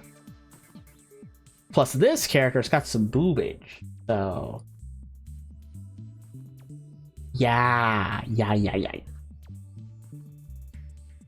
Starlo! Oh. Versus Kaba. Is this like a little guy? This is like a little guy from Dragon Ball versus the Skrunkle from Mario and Luigi. You know who I would choose. I don't think that's a question in this matchup here. See, okay, the thing about it is, like, I know Dragon Ball is popular. I don't know how popular it is in, like, the world of erotica. Especially, like, a character I've never seen or heard of before. I will say, though, like, Scrunglies, like Starlo, not very popular as porn characters unless people are drawing it as a joke. That said, lots of people like drawing it as a joke. If you look at the Kirby, you'll look at Kirby stuff, there's a lot of Kirby around here and there.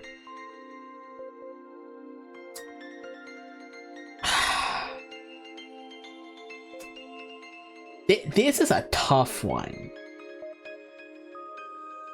I think... Well, see, it's like, if you pair it up on franchise alone, it's like Mario versus Dragon Ball.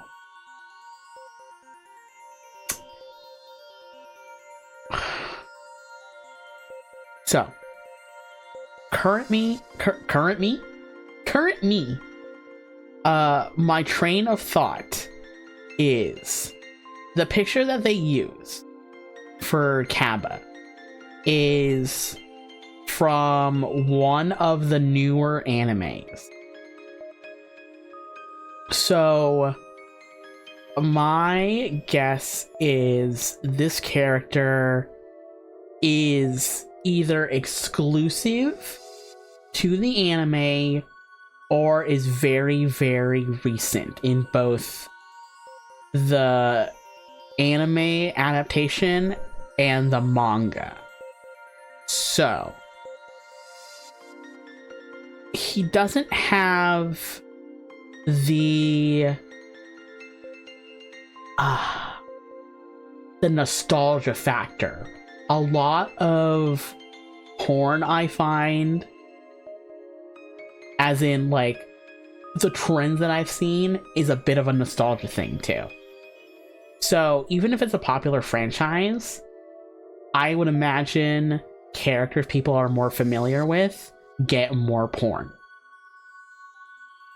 And considering that this is a recent and probably less popular Dragon Ball character versus a major character from a relatively unpopular but still widely loved niche offshoot of Mario, I am probably going to go with Starlo.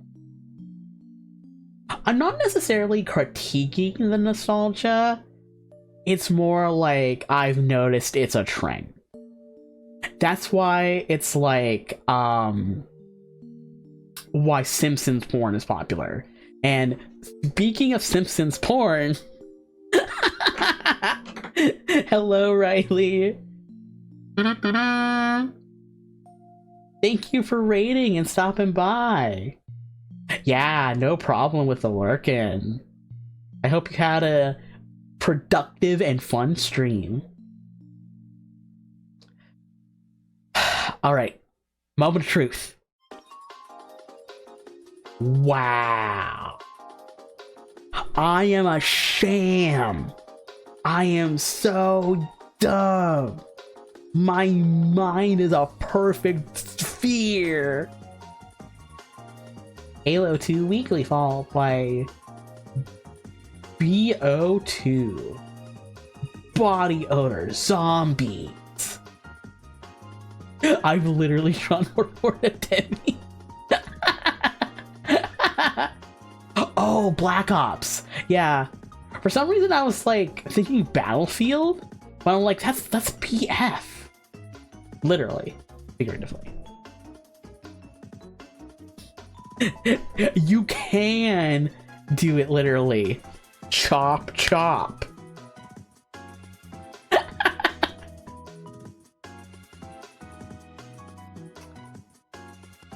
It is Marianne. 100%.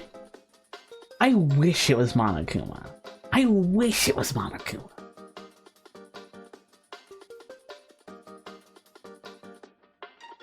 I'm surprised there's a little bit of like a Skrunkle presence in the Rule 30 portal.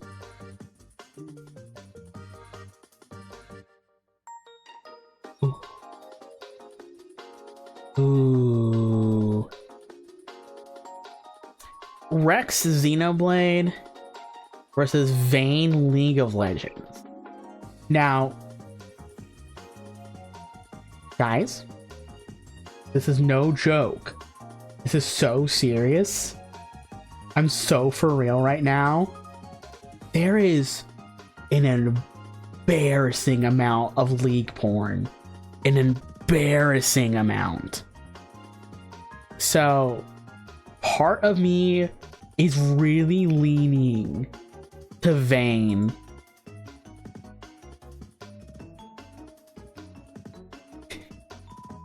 I think Marianne has a recent uptick since she's a horse girl. Interesting. It's usually generic human fucking the story, it's not Rex. See, oh, I'm glad you said that, because I was gonna be like, if Rex is gonna do this, that it's gonna be with his weird, like, two sword wives? But if that's the case, then maybe Vayne. An embarrassing low amount of porn for the lead characters. I like. Yes. Yes. Yes. He's got... Why does he have 3? He's already got 2. Because 2 of them are his sword? Okay.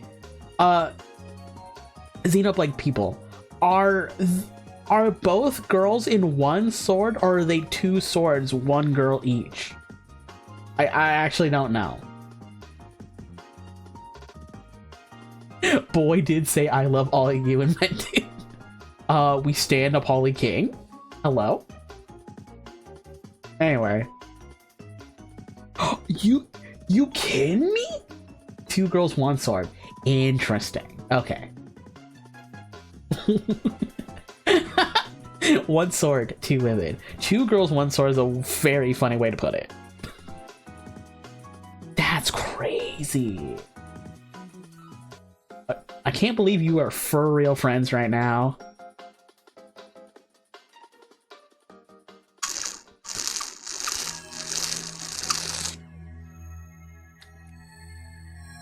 I have critical knowledge for this matchup.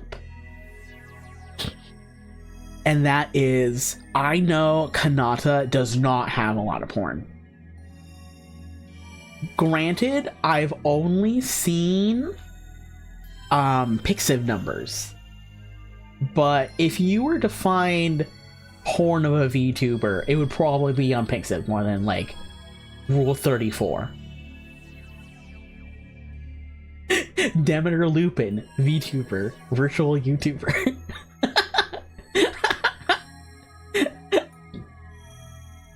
Welsh cat as the 3rd wife.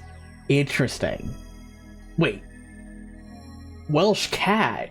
You mean YouTuber fucking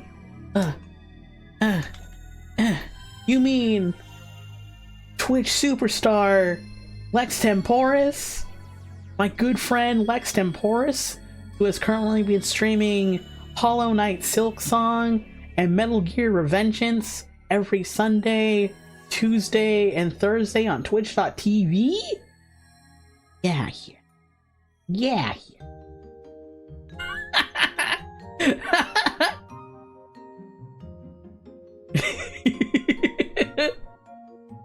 Anyway, isn't this girl fairly popular anyway in like the world of Naruto? Yeah, I knew it. I knew it. Oh, the Pokemon matchup. What the? Menfu versus Grovyle. So, I think it's Grovyle for 2 reasons. 1, guy? Oh, interesting, interesting. 1, Grovyle was in the anime. And all the Pokemon that are anime heavy get a lot of extra love. 2, Grovyle is a major character in Pokemon Mystery Dungeon Time Darkest Sky, which people, including me, love. And people who love Mystery Dungeon love drawing porn of Mystery Dungeon. So, like, no contest. I've only seen people want to fuck mine Xiao, but not mine Fu. That too. That too.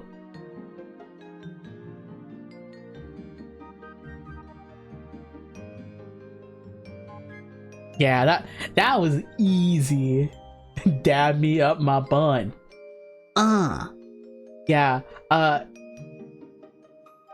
when people ask me what my favorite game is, like, you would probably fairly assume it would be like SA2, which, don't get me wrong, it's probably in like my top 5 of all time. But I always say it's like my very, very like #1 game of all time, Mystery Dungeon Time Darkness Sky. Easy, easy, easy, easy. Aqua Konosuba or Funny Duck. I do love Funny Duck, but I know she's also not very popular porn-wise. Plus, she's up against Aqua. I feel like it. Yeah, that's the thing. Like, Konosuba's like got that like light, ecchi vibe to it almost, and she's one of the lead characters, so of course I wish it was the duck too. It's a 14,000. So I feel like for HoloLivers specifically, there's absolutely people that will draw porn, but I feel like most people are too like scared to draw porn of the HoloLivers. Because they're like, I can't lewd my idol. She has to be pure for me. So no one wants to draw porn.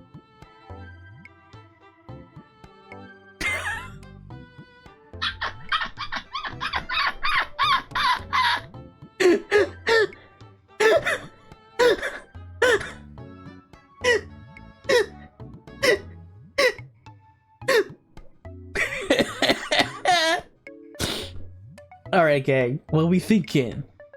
Attractive woman from Pokemon or Big the Cat?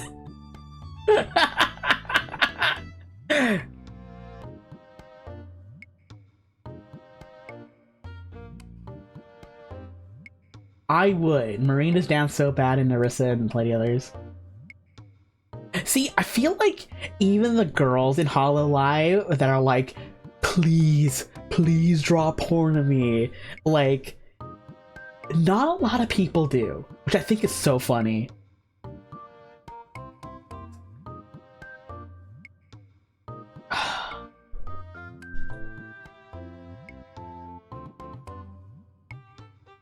Guys,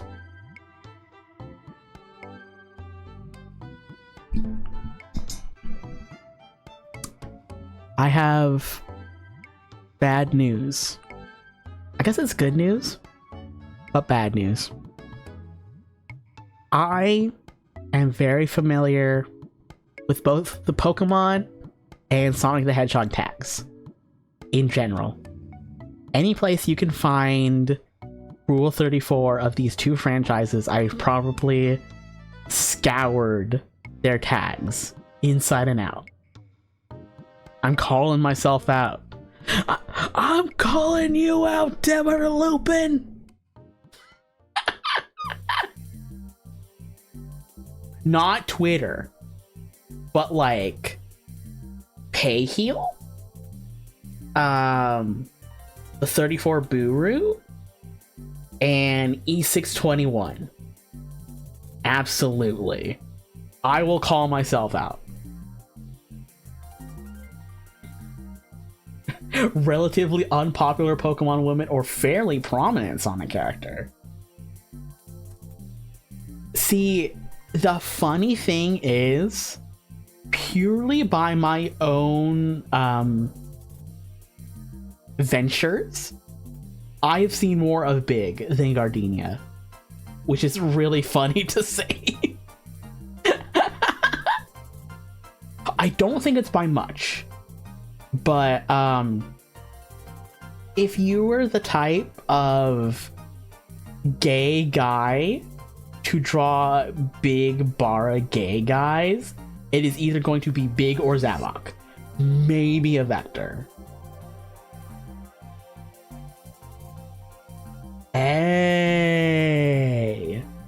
Hey, bunny nose, Lapras or me. I'm going to make a big decision call fast and then explain it.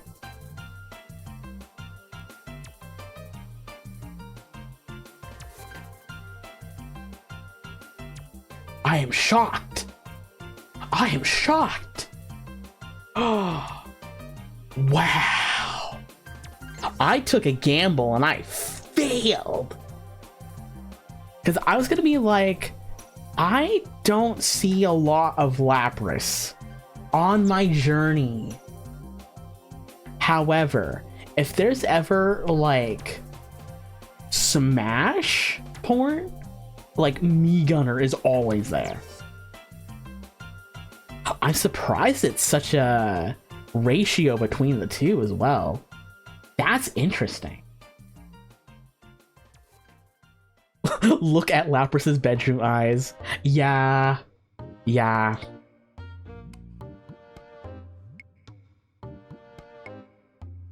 Play main mode. Oh, this is like the forever mode. Difficulty medium? Hard.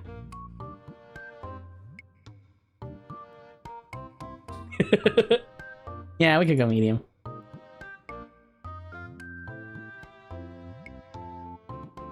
Can Gen 1 hit up Magneton more, please? Interesting. Demi will remember this. Try not to come challenge. Impossible. Gone sexual, gone emotional.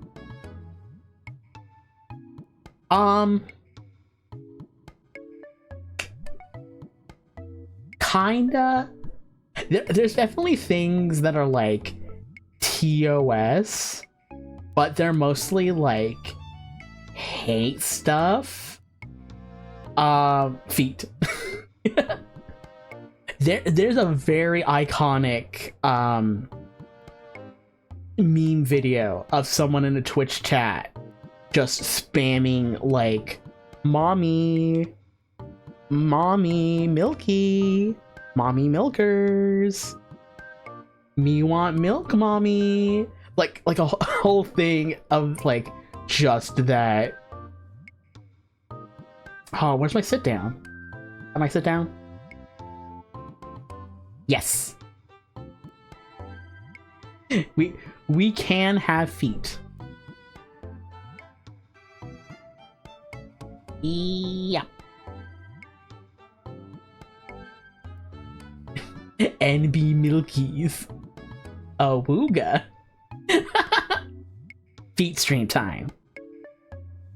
Beans on stream.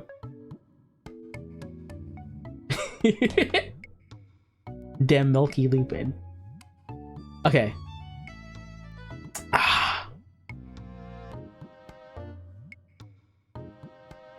Ashoka's got a lot. I'm kind of surprised with that, to be honest. I know the Dead or Alive girls are really, really popular, but I don't think it's like 12k popular, actually.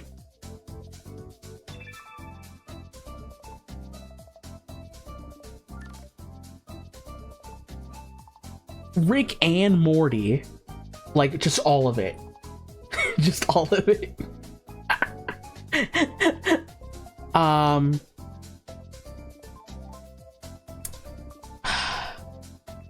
Do people want to fuck Rick and Morty? I will say, I know people do. And, oh my gosh, okay. I know we just started Feet stream, but like, I need to come in close again. I found out about Rick and Morty through porn, actually. I'm not gonna lie.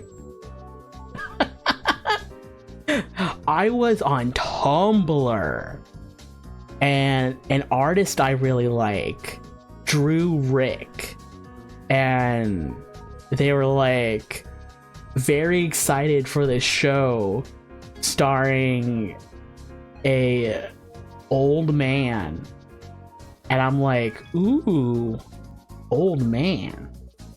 And that's how I found about Rick and Morty.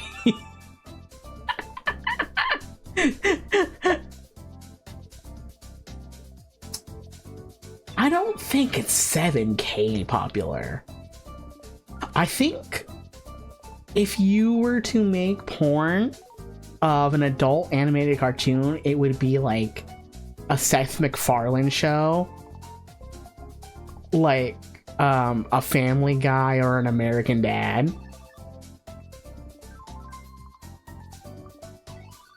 Ooh, not by much. Not by much. I find out about an astonishing amount of media through porn. We're expanding minds out here. Overlord. Wait, I know this guy. I said he was hot during the skeleton tier list stream. Oh, I know this guy.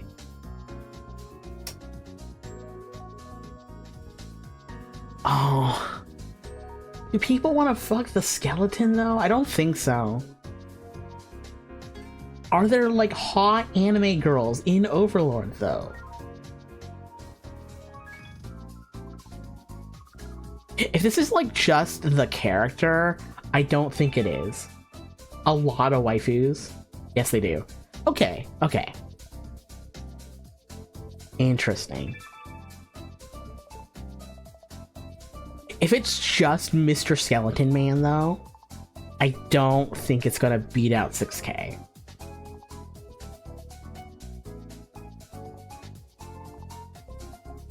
Real shit. Real shit. Wild. Rick and Milky.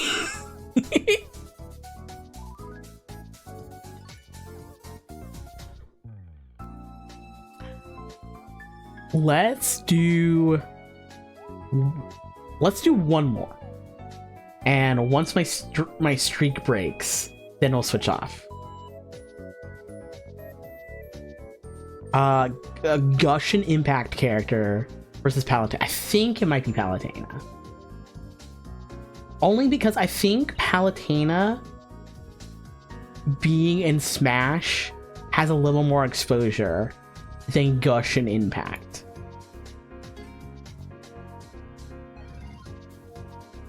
Not by much. Interesting.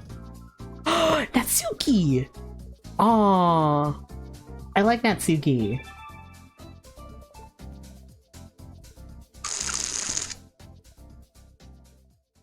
I love all of the Doki Doki girls. I don't know what happens to them all. Don't tell me.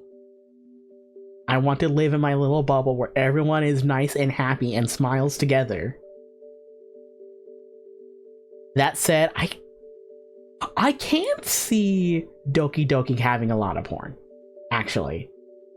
That's just my guess. But I don't think it's got, like, enough porn to beat out Palutena. Oh, it's really close. That's it. Oh. The Five Nights Freddy's boy. Every time people shorten down Friday Night Funkin' to FNF, I'm like, Five Nights Freddy's.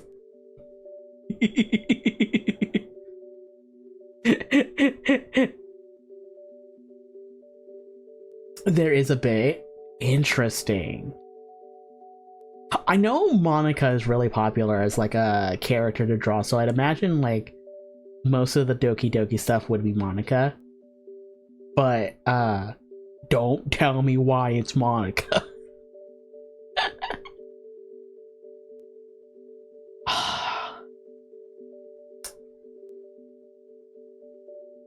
Friday Night Funkin' is really, really popular. I don't think it's popular with the type of people who want to see Born of it. That's my guess. It's my guess, and I'm sticking to it. Really? That's crazy. I am a bun of my word. We outie. We out of here. We're going to do one of the Am I the Asshole Guesser, because they also include the posts, and then you decide Let's do the daily challenge. Am I the asshole for spoiling a TV series? I have this uncanny ability to sense tropes in a show and guess the rest of the plot. That is Lex. That is Lex Temporis. 100%. Okay. Without spoiling bug snacks, I love seeing people play bug snacks for the first time because there's a major twist to the story of bug snacks near like the very end, and I love seeing people's reactions to it. And when I gifted Lex bug snacks, they were like, oh yeah, I had this figured out immediately. And I'm like, man.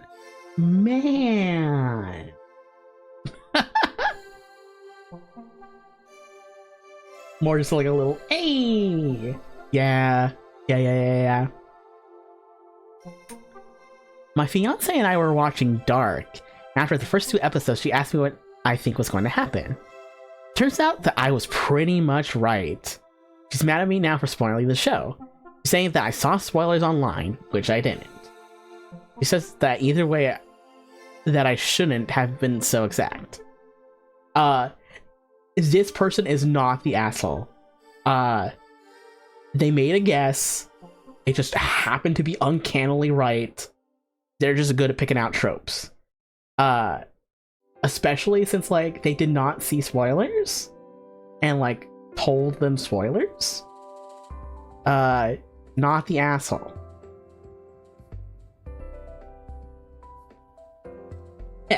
I know exactly what will happen, and they get it wrong. That's me. I do that too. I'm like, I got this shit figured out, and then be like completely wrong halfway through. And I'm like, ah, damn it.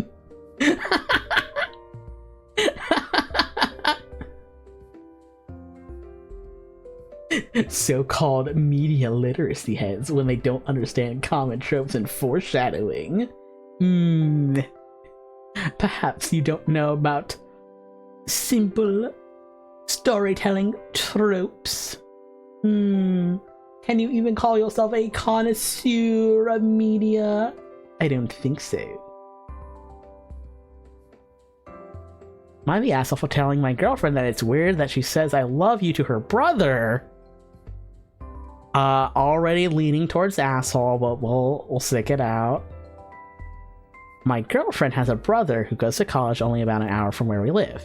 He sometimes visits my girlfriend, and when he leaves from the visit, my girlfriend says that he loves her. And he usually returns with a thumbs up, which is kind of funny. But I think it shows he's a bit weirded out as well by her saying she loves him.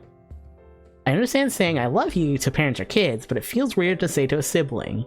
No, bad, wrong, evil, dumb. Since while I do love my brother, never in a million years would I say that to him. I told my girlfriend this and she seemed kind of weirded out by what I said. She said there was no problem with what she says and that I was the one being weird. Let me tell you all something. Skill issue. My sister and I have only really recently started talking again. Not for a bad reason, we just really haven't had, like, the means to talk to each other until pretty recently. And we were both kind of, like, in a place where, like, yeah, I was scared to reach out to you because I thought you hated me. And we were both like, no, I could never hate you.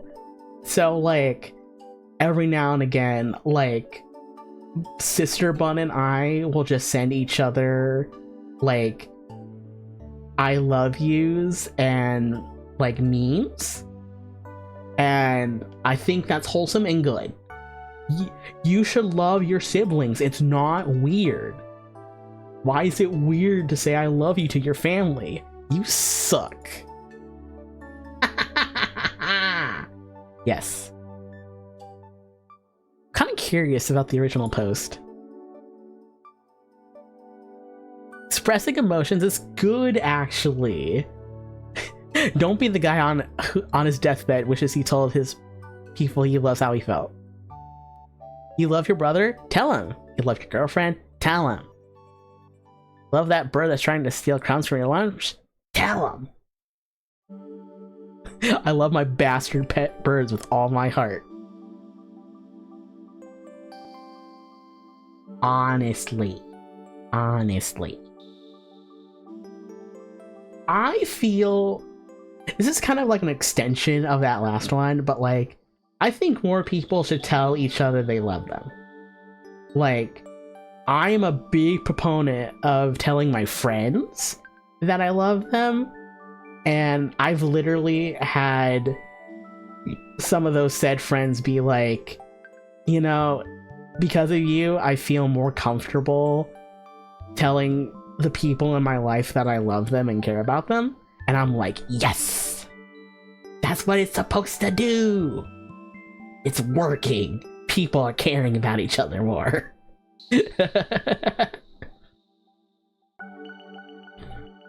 Am I the asshole for joking about my girlfriend being my sister with strangers? That's really funny. That's very funny, actually. What if I'm using them just for their VTuber body? Oh no! Oh no!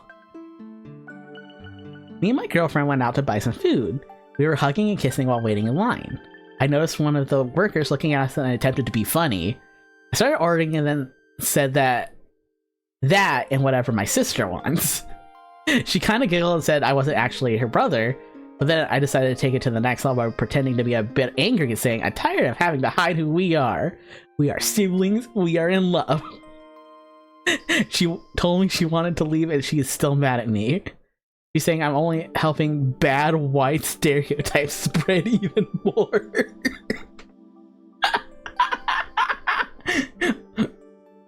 My verdict is, this is an asshole mood, but it's very funny.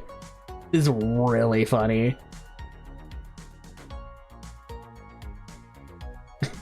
You icked the bitches, man.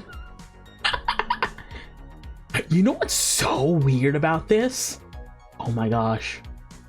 Like, sometimes Kalamata and I will be out and running errands, and we're not like the most like touchy-feely affectionate in person, like when we're out and about, because like, you know, some people might think we're gay, but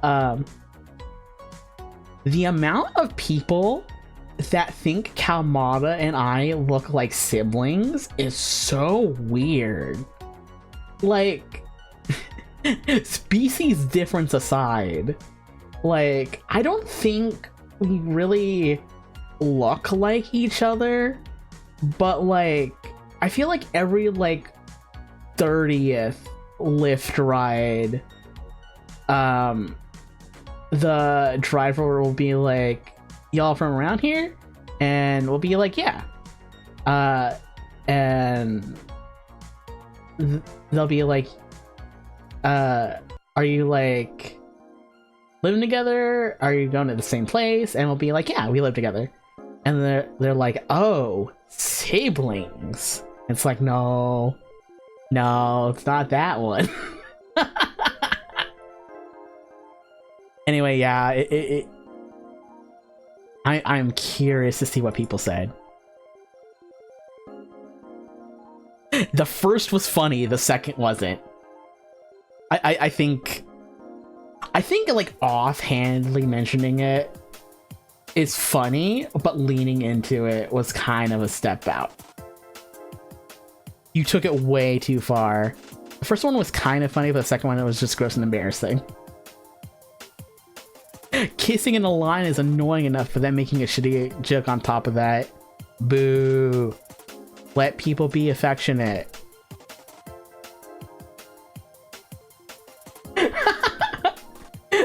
Imagine someone talking to a literal fox and bunny being like, you two related?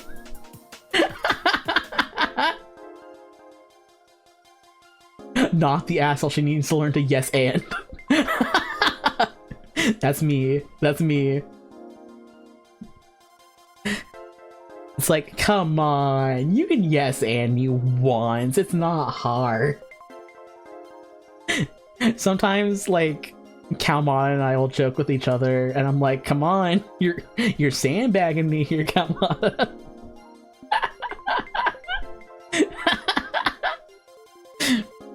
Ah, funny.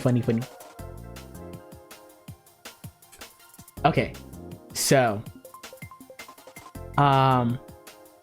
I have a little secret surprise quiz. It is one that I found out about yesterday, and I was like, oh, I gotta save this for stream, because this one's really cool. Funny is a Fox X Bunny ship name. Oh, the Funny. Yes. It's also better than Box. This is a quiz that puts you on a graph depending on the way that you act during Love Live concerts.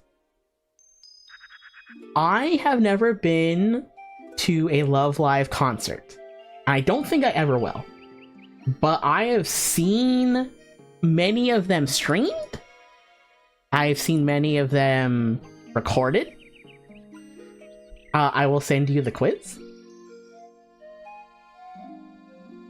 Yes. And even the Love Live political compass.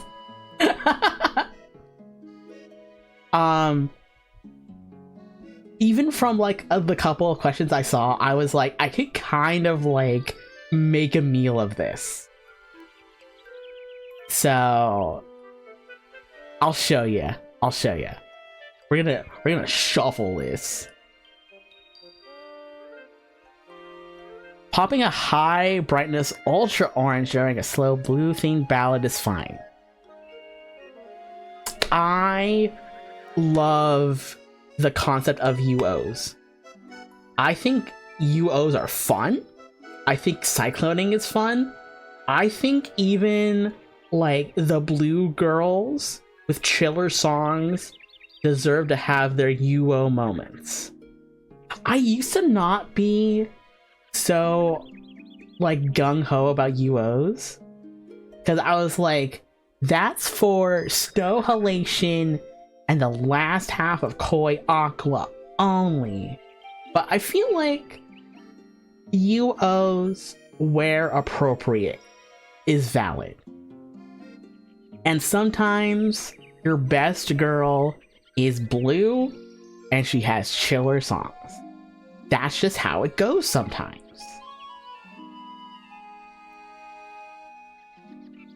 Holding more than one standard electric pen light to a concert is completely unnecessary and expensive. I love when people have multiple pen lights. When Calmata and I went to the Sonic Symphony, they had pen lights. Because, I don't know if you knew this about the Sonic Symphony. The first half of the show is the actual, like, orchestral part. It's, like, orchestral mixes of, like, some of the earlier music. And then the second half of the show, they have, like, a rock band and a singer do the vocal songs. And when the vocal songs come on, pen lights are encouraged. And oh my god, the pen lights at the one we went to were so fun. It was my first and only pen light experience. It was really fun. There was someone... So there's a song from Sonic Heroes called What I'm Made Of. It is the final boss. It is against Metal Overlord. the super big bad boss version of Metal Sonic versus Supersonic and like supercharged Tails and Knuckles. So it's like Team Sonic versus Metal Sonic effectively. And someone near the front of the stage had 3 light blades and was cycloning in blue, yellow, and red.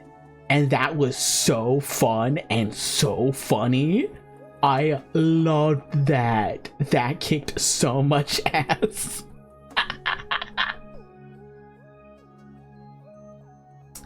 So, my verdict on this one is no. The more the better. You know what? Yes. I was gonna be like strongly disagree, but I feel like some of the reactions I had to some of the questions were less strongly disagree and more like no, fuck off. So this is my no, fuck off button. I leave during the MC section to use the bathroom or check my phone since nothing important happens. No, fuck off. Listen to the MCs. I don't even understand the MCs, and I listen. I am seated to hear my girls talk. Wearing different group or franchise shirts and merchandise to a concert is acceptable and funny.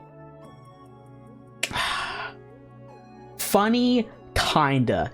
Acceptable, I think if they're like the same Seiyu, maybe. But I always think it's like a little tacky. Like if you're gonna not wear like live merch anyway, or you're not wearing like a cosplayer specific like member's color, then you know just dress in whatever. My seat is at the very back of the arena. I treat it as a free pass to do whatever I want so nobody important can see me. No, fuck off. You paid money to be there. Why would you not take it in every second?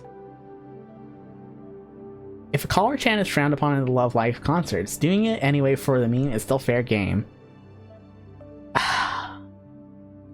So this is a thing about Love Live in particular. There's certain things and certain calls in the world of 3D idols that aren't really things in 2D, but also Love Live.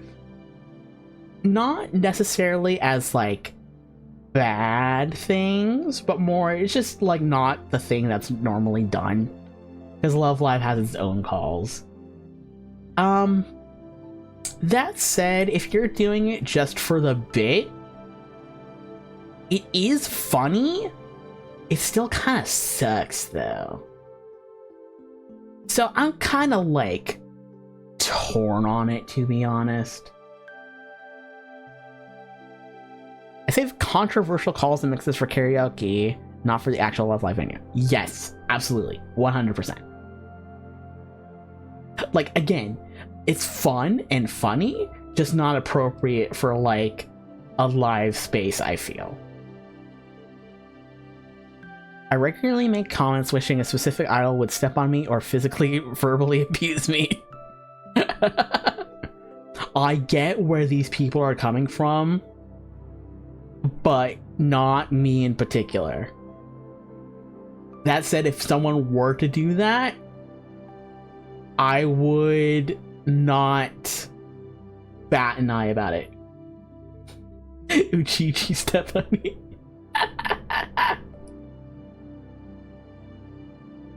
Fans who make inappropriate sexual comments about the cast on Discord or Twitter should be completely shunned.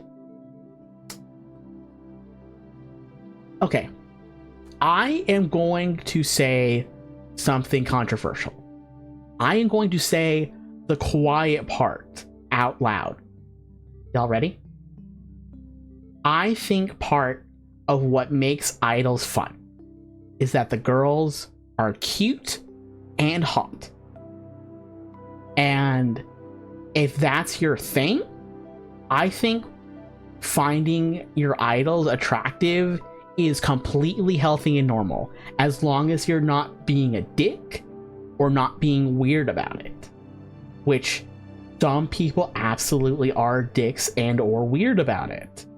But if you're just like, you know what, I think this actress whose job it is to be pretty is pretty, then that is 100% totally fine.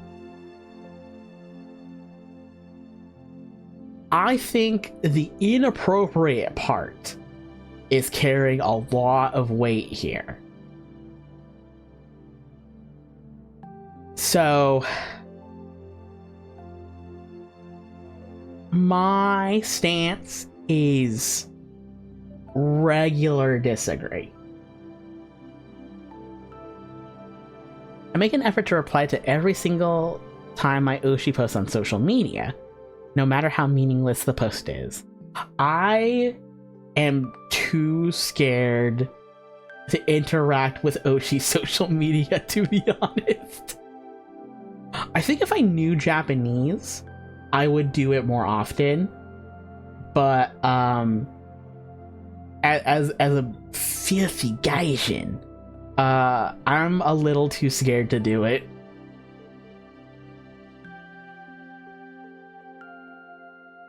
I coordinate my Ida bag with 30 plus badges of the same character, and I feel zero shame carrying it in public. If I had 30 plus badges of the same character, I would be swinging that thing around, let me tell you.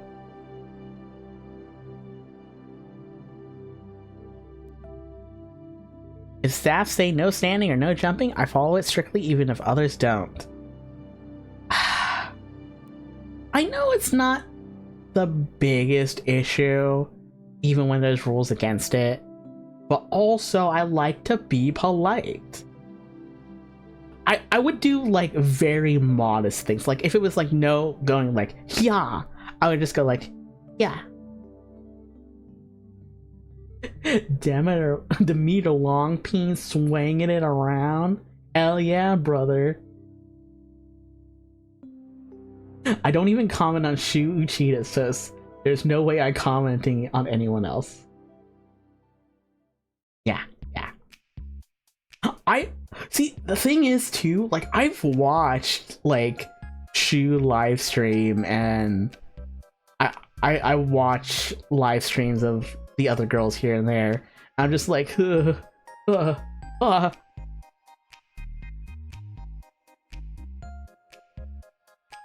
If the music fades out in a dead silent acoustic break, that's the perfect time to yell, yeah, Taiga.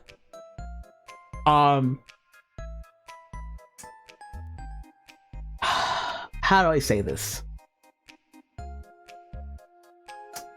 I think in certain circumstances, if you are like with your people and you all like tigering and you're at like a DV, go ahead, whatever. If you are at a live and you tiger, you suck. Like if you're gonna do that in like private or with your people that don't mind it. I heard when Love Live DVs were still being shown in theaters, apparently the New Yorker American Love Live fans were big on tigering, and nobody liked it.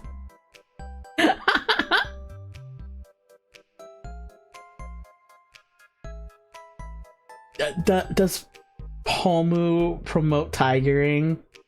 Oh, I respect her as an idol, and I respect her idol culture opinions. I know she is one of like the big reasons people are still like doing wotegi like overseas for sure. And like, I actually don't mind Wotegi. Again, like, if it's not bothering anyone, fucking go ham. Pomo did one and then made a fan chant. Cool. I know a couple of Pomu's original songs had like official chants that like she made, which is so cool. I love that. Love that for her. But yeah, I don't think tigering's funny. I think it sucks. And if you do it live, I'm going to smack you. My Oshi's character gets a swimsuit Carter figure. That's the highlight of my entire month.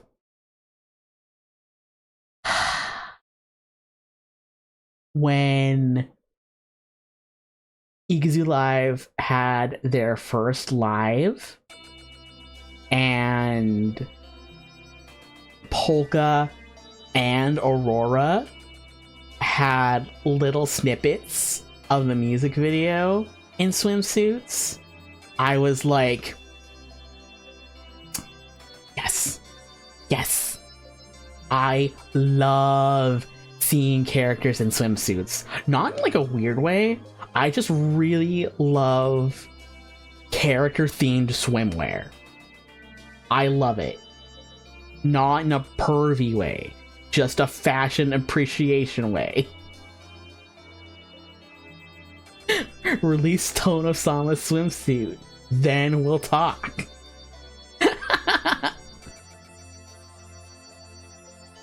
I view the Seiyuu primarily as talented artists and professionals, not as objects for my personal fantasy. Absolutely, 100%. Screaming an idol's name at the top of my lungs while they're trying to do a quiet, emotional MC is completely acceptable. I feel like this may be bad manners, but also, like, if your idol is starting to cry during an emotional moment, they need that encouragement. Like, if you straight out were like, hey, don't do this, we would not have had the Omoiyo Hitotsu ni Nare Rikako live moment. And that is one of my favorite Love Live moments of all time ever. So I am firmly on team camp of you can shout your Oshi's name. Ow. Being a DD, loving all members equally, is healthier than obsessively fixating on one single Oshi. My personal opinion, as someone who actually really does run the gambit on this kind of thing, I think both are fine, to be honest. I know some people are really in, like, the mindset of, like, you need to have one Oshi, otherwise you are a traitor, you are bad. And I'm just kind of like, nah. If the whole group is your thing, then that's just the way it is, man. Oh wait, hold on. I'm gonna say neutral on it,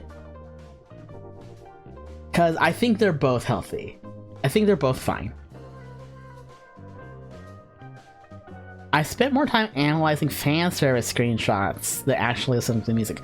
No. Hard no. Fuck off.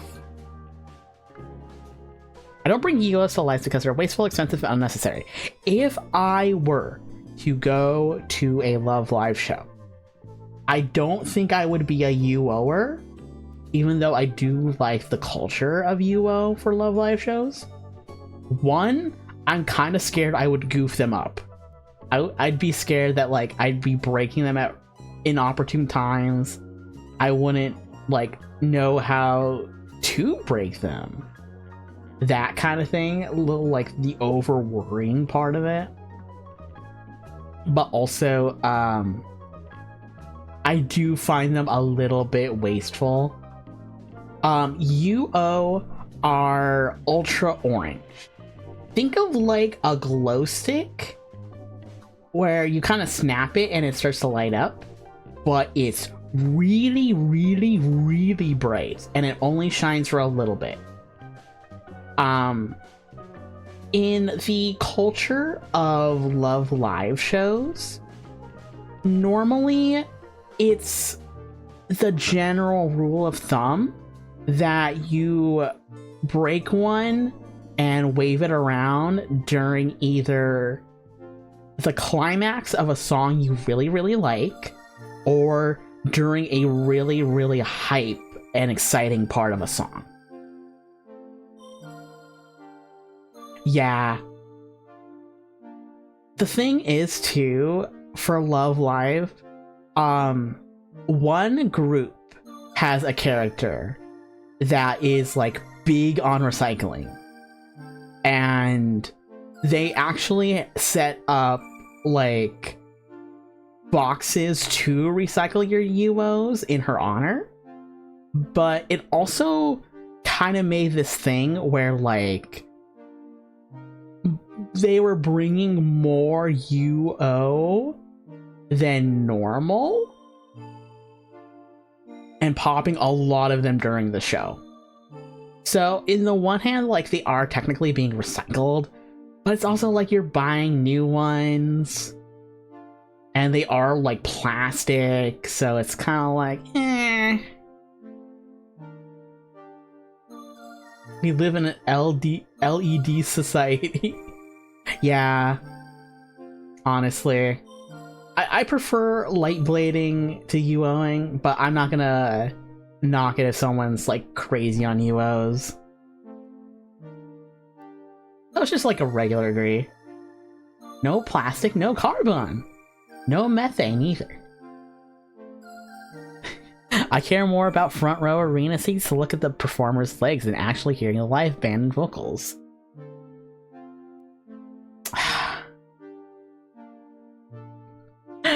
You can like both. You can like both. I like both.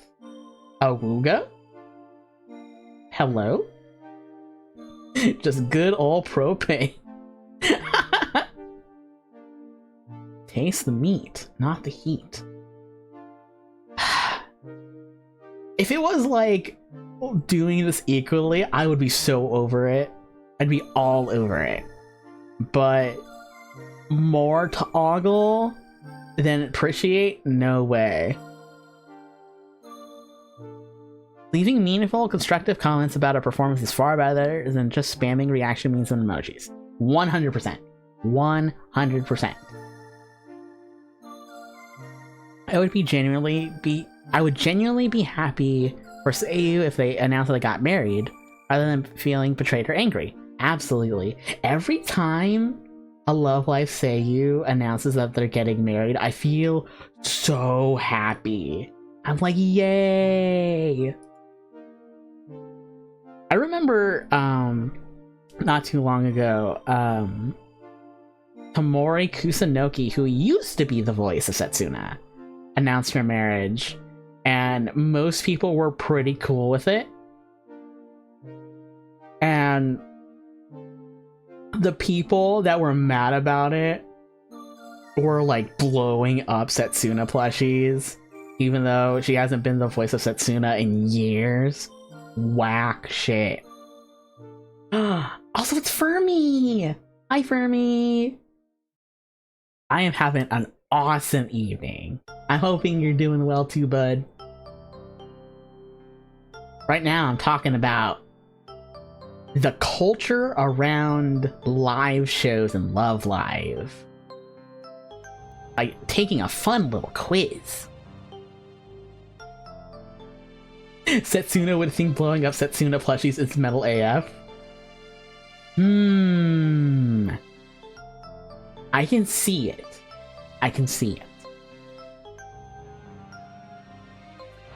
Thankfully, there's not a whole lot of, like, parasocial stuff in Love Live. I feel like, at least in, like, the English-speaking fandom, most people are pretty chill.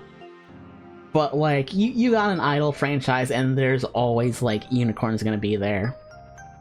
That's just how I do. I picked out like the green gummies out of my lifesaver gummies, and now we're just kind of like, ooh, green lifesaver gummies. Don't mind if I do.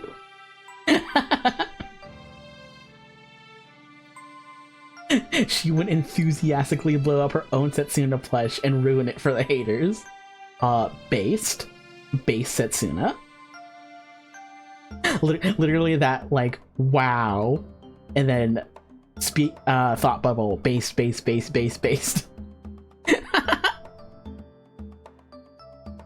I have genuinely cried over a 2D Idols in-universe graduation or disbandment harder than I cried about real-life events. 100%.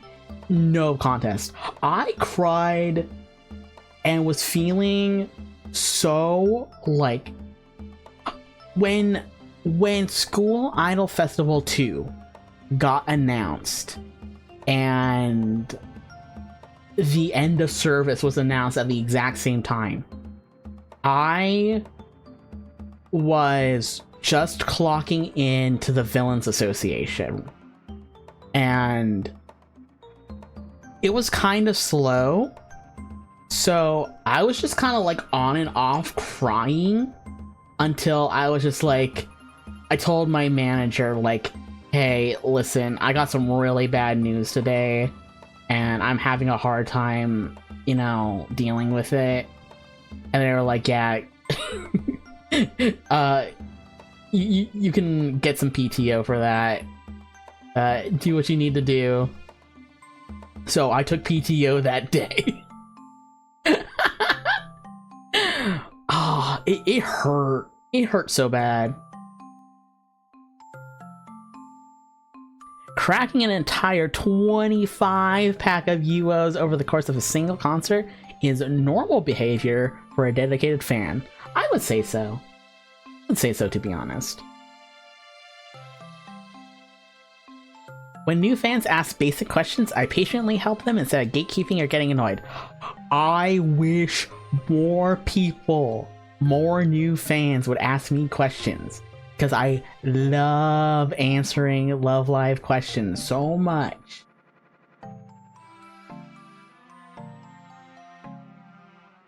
Yeah, me too. Shows you same announcement.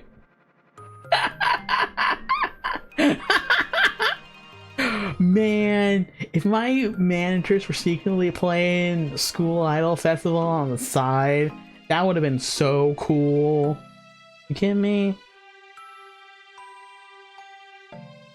I think it's inappropriate to call out a seiyu's name or shout Gambare when a seiyu on stage is crying during an MC. Again, Daya Achika. Honestly.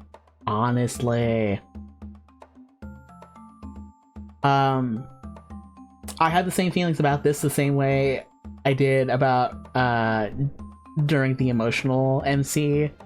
Like, we wouldn't have some of my favorite Love Live moments if, like, people shut their pie holes during MC. So inappropriate. This is the only one I feel strongly disagree against. Not like a fuck you, but like strongly disagree.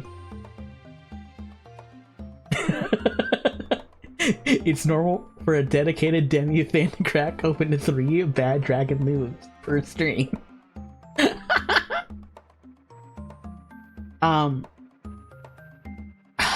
don't know if Kalmana would be fine with me talking about this.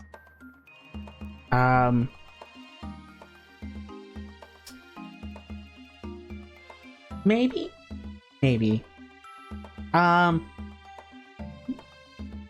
The package that came from France,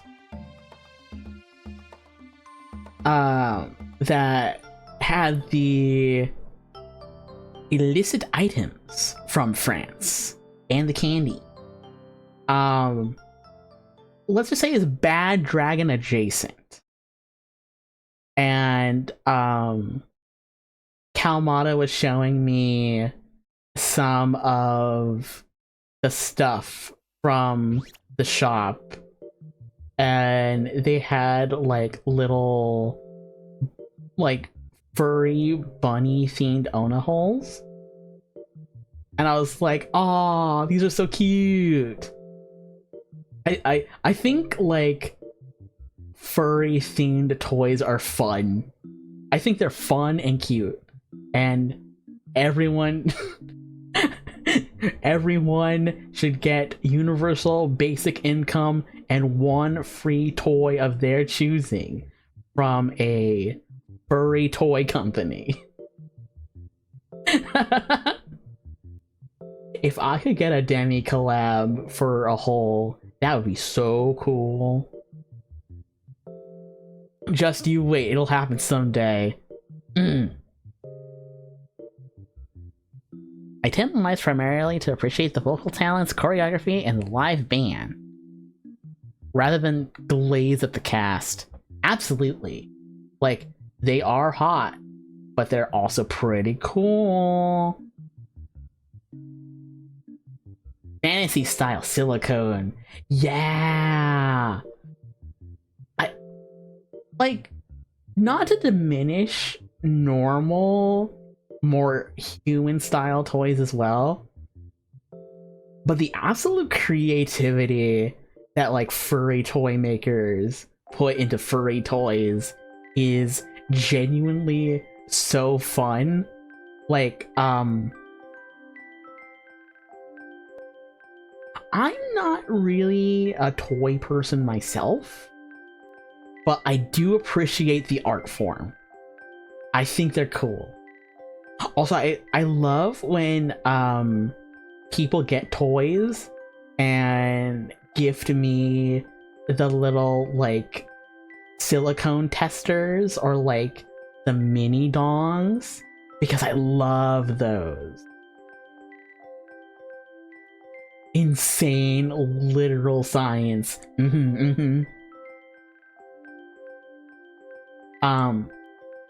Semi-related, but I used to go to a doctor clinic that was primarily like LGBT focused, and one of the receptionists at the front desk had like a whole monitor just covered with like the little mini dongs on top of it, and I thought they were so cute, and I always wanted to be like, I love the little mini dongs, and I never said it, and I regret it because I loved them. If you like mini dongs, haha, I mean, hey.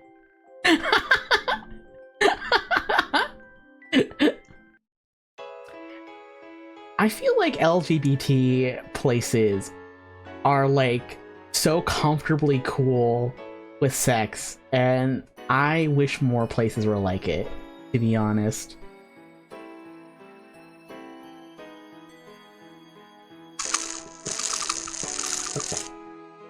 I think we all can stand to be a little more chill with mini dongs and less puritanical.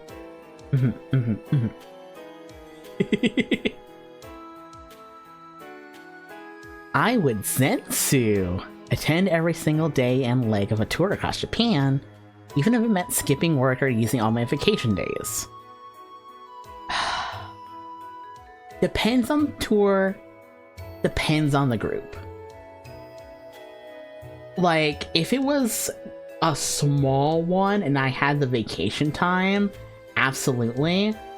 If it was like 2 days, 4 regions across multiple months, that's a little harder to swing. I don't think I could do that one.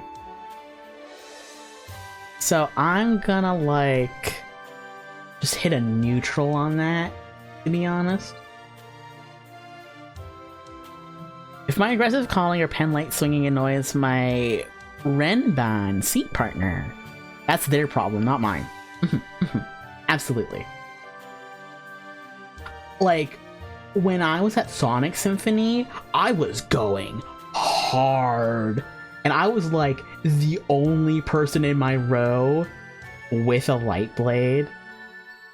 So I was like jumping and swinging my arm real hard, and like everyone else like in my general AoE was just kind of like sitting there politely listening to the vocal tracks at the Sonic Symphony, and I was going nuts. So like if people were bothered with it, that's their problem. I'm gonna go as ham as I want.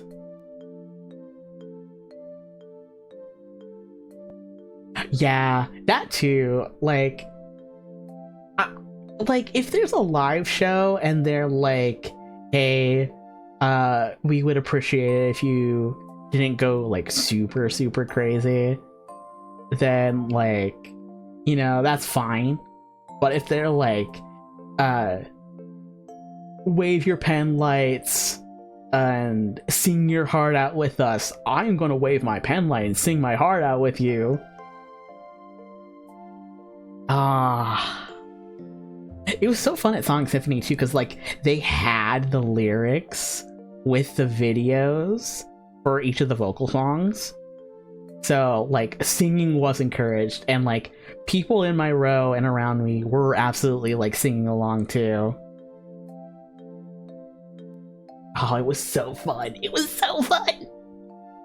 Genuinely, going to Sonic Symphony was like the best day of my life. Like easy. I loved it so much. Jumping and getting sweaty out of life is exhausting. I prefer to sit or stand motionless.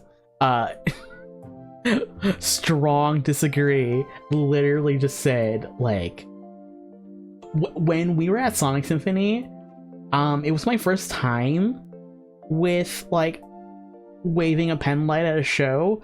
I got really sweaty and like I worked out both of my arms real hard.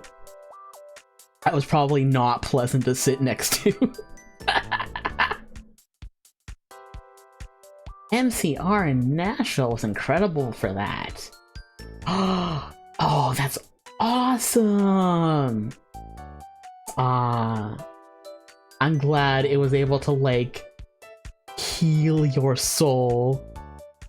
Sometimes like being in a good live show with the right people can do that, for sure.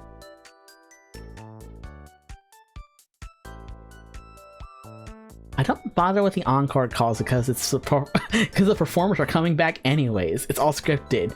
If you're not encoring, what are you even doing? Just sitting there like a brick? I'm gonna fight you. I'm gonna fight you shirtless in the rain.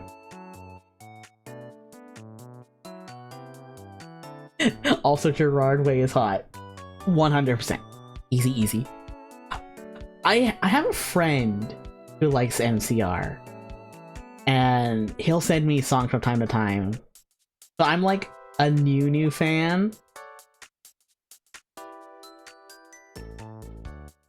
Was it a cheerleader outfit? Whoa!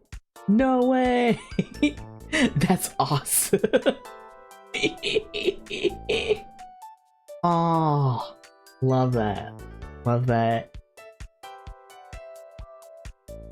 Sneaking in a modified, excessively bright pen light that exceeds venue regulations is a great idea. Absolutely not. Don't do that. You're gonna make things bad for everyone. I sit during the units and say you I don't like since there's no point in cheering. Punches you? Punches you? Punches you? I feel secondhand embarrassment when people spam "whoa" style reactions with no meaningful comment. A little bit. A little bit, to be honest. Like, if you're gonna take the time and effort to make a comment, why would you not put a little more thought into it? That's my thoughts anyway. Pen light that shines like the sun. snuck in through security. You think it's a normal pen light, but no. It's military grade flashlight with strobe. If people brought like a handmade strobe, I would die. I would die. I think the whole culture of sending fan letters and gifts to say is excessive and unnecessary. No, absolutely not. Why would you not send a fan letter or a gift if you can manage it? I would love to send fan letters to like a group that I liked. I kind of wish there were more projects for that, for English speaking fans, because I've always wanted to do one, but like every time I find out about one, it's like already too late, and I'm like, man, I wish I could have sent like a nice little message. I have a dedicated folder on my phone exclusively for saving screenshots of my Oshi's best angles.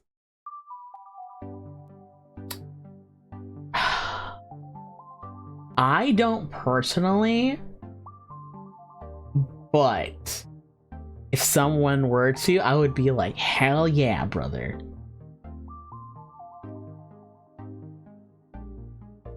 Doing the cyclone is perfectly fine, even if the song isn't particularly hyped. Again, I think cyclones are fun and awesome. Okay, they're fun and awesome, but they are really exhausting. I cycloned for the first time when I was watching the Easy Live First Live. And I only did it for like the last chorus, and my arms still hurt afterwards. I don't know how like pro idol otaku do it. Like, you need to have like great arm strength if you're waving pen lights and cycloning for every song. That's hard.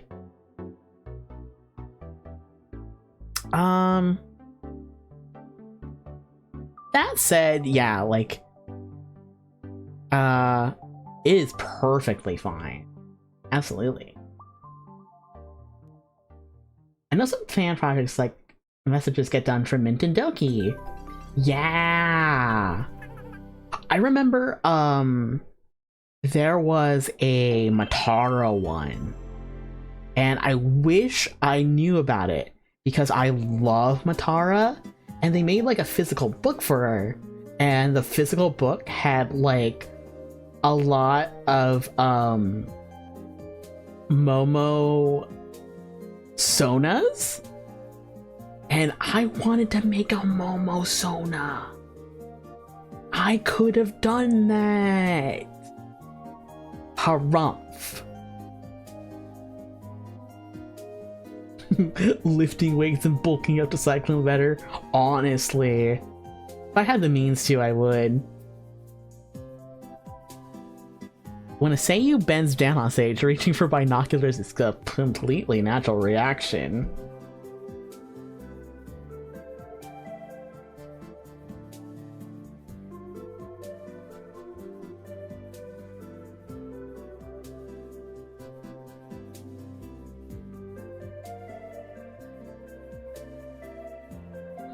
Looping the Boopon line to spend my entire monthly paycheck on trading bromines and gacha.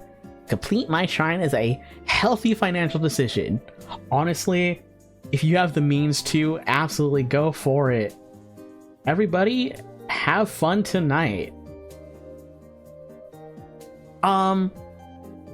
When live shows happen, there are people coming to specifically trade merch. And some people will bring stuff like can badges or rubber straps of characters that they aren't collecting to trade with people to get the ones that they want.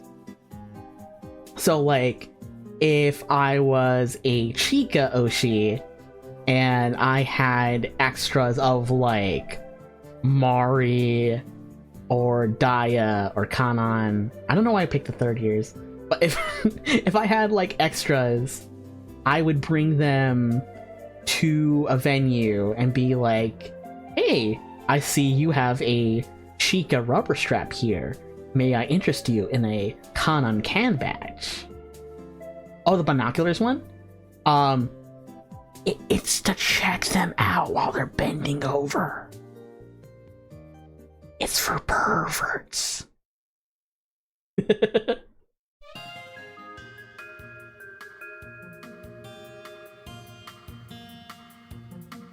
But yeah, big agree on this one. Big mood.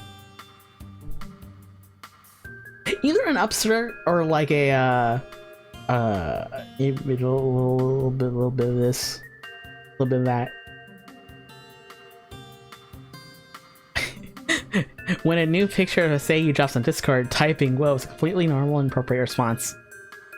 I mean, on Discord, sure.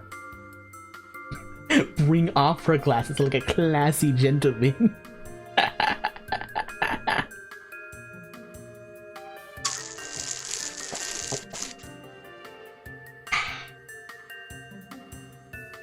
If it's in Discord, then yeah, sure.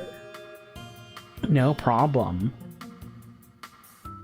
Jumping or vigorously waving a pen light to the beat is distracting. Fans should just watch the stage quietly. Get out of here. Get out of here with that weak sauce. I've fallen asleep during a ballad segment at a live and I don't feel bad about it. Boo. Boo. It's perfectly fine to closely analyze and make remarks about an idol's specific body parts when discussing them online.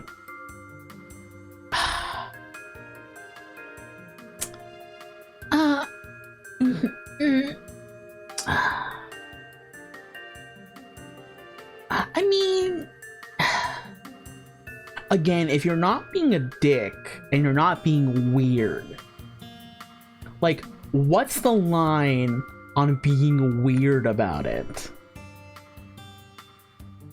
Like, if you're like, hey, this Seiyu's legs are looking really cool in this outfit, I feel like that's perfectly acceptable.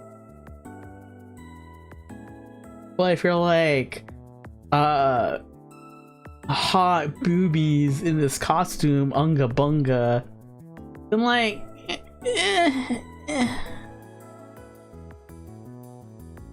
I think especially too, like, it depends whether you're talking to like friends versus like in a community space.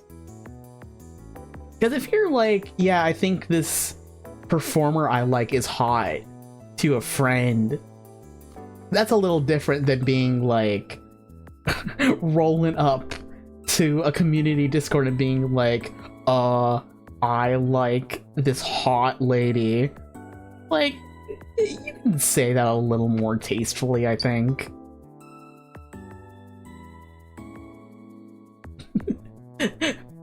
Proceeds to drink hydro flask decorated immersed with my pinky out.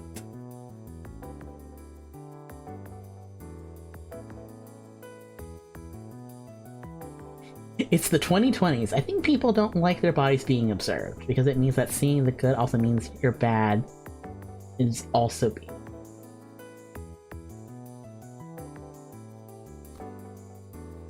If I were to say, hey babe, your hair looks amazing today, then they may have to think about how their hair looks every day. Kinda in like a overthinking kind of way. I see it. Mm-hmm. I think especially too, what is the line on... I guess this kind of is like an offshoot of like social versus private, but are you saying it in a place that your Oshi would see it and care. Like, are you commenting on a picture of your Oshi being like, looking hot today? Like, I think that might be a little weird. This is a tough question. I'll say it's an unsure. I am unsure. When discussing a live, the conversation should focus on vocal performance, choreography, and emotional delivery rather than looks. I feel like looks can be part of it, but that should not be the primary reason that you're going to a live. In my opinion. In my humble bunny opinion. Wait. Yes. Shouting the standard mix during a Love Live song intro is a great way to hype up the crowd.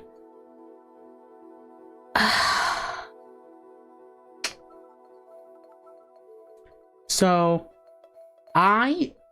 funny fun fact, I only know about the normal idol mix through Yakuza, because Kiryu does it for some of Haruka's songs in Y5, and I love Y5. But again, Love Live doesn't really do a lot of the normal calls that you would expect out of a 3D idol. So for my money, I would probably say like a normal disagree. I don't hate it, but it's not something I want, need, or expect out of a Love Live. I'd rather underreact than overreact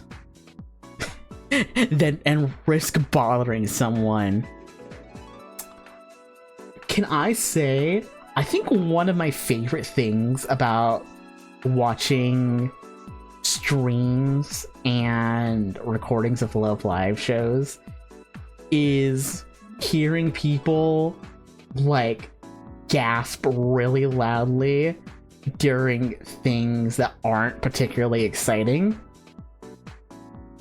Like, hearing them gasp during exciting parts is really fun, but like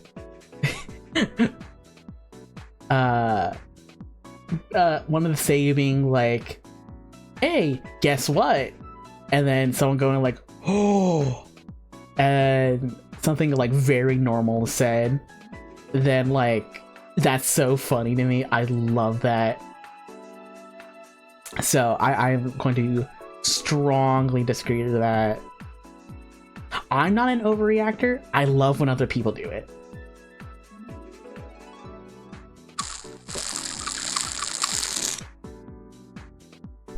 Going to more than one day of the same concert is a waste of money. Absolutely not. I am glad I was able to pay an extra $40 to see day 2 of Ikazu, and to pay like a full both days for Aqua Finale. It was absolutely worth it for both cases.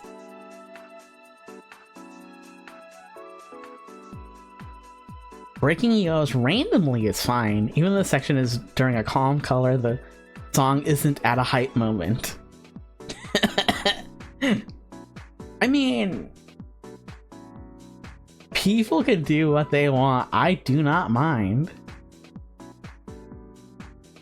Doing excessive photogir in a cramped arena is totally justified if the song goes hard. 100%. Absolutely. Late night bummy. Oh! Oh, it's Jim Boom! Holy crap! Yo! What's up? Sonic voice. Long time no see! Aw, I'm happy to see you! Yay!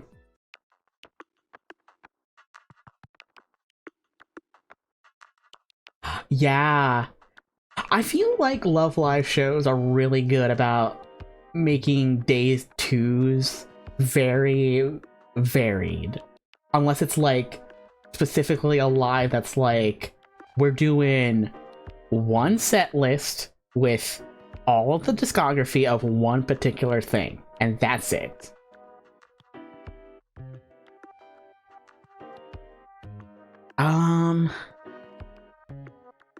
Absolutely. I think I think Wotegi is fun. Performers' personal lives are none of my business. 100%. Absolutely. Nickname required. Jammer open. Jammer open. Let's see where I fall on the boat. Whoa! Look at how exactly near the middle I am.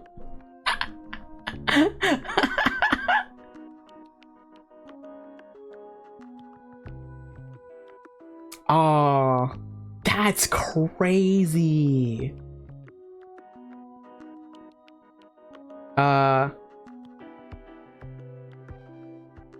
You can download this image directly. No need to screenshot. John Love Live. John Love Live fan. I'm kind of surprised I got smack in the middle between being normal and being a pervert, to be honest.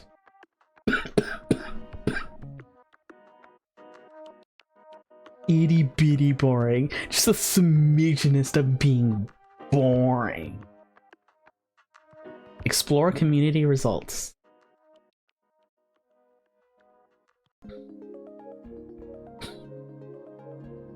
It's mostly like around here, which is cool. Which is cool.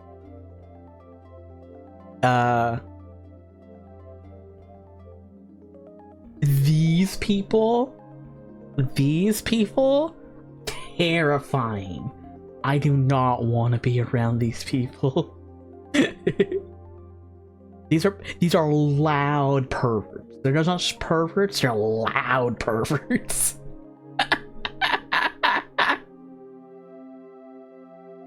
Oh, that's funny.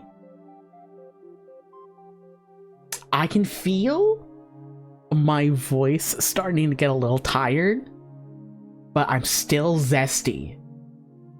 So I think we'll do like a couple of like small quizzes, and we'll call it.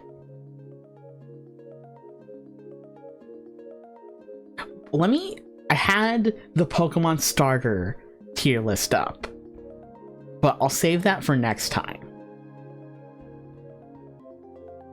Because I want to go thick and nasty with all my rankings.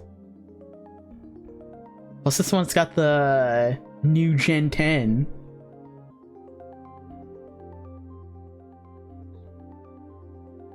Call me... what is it?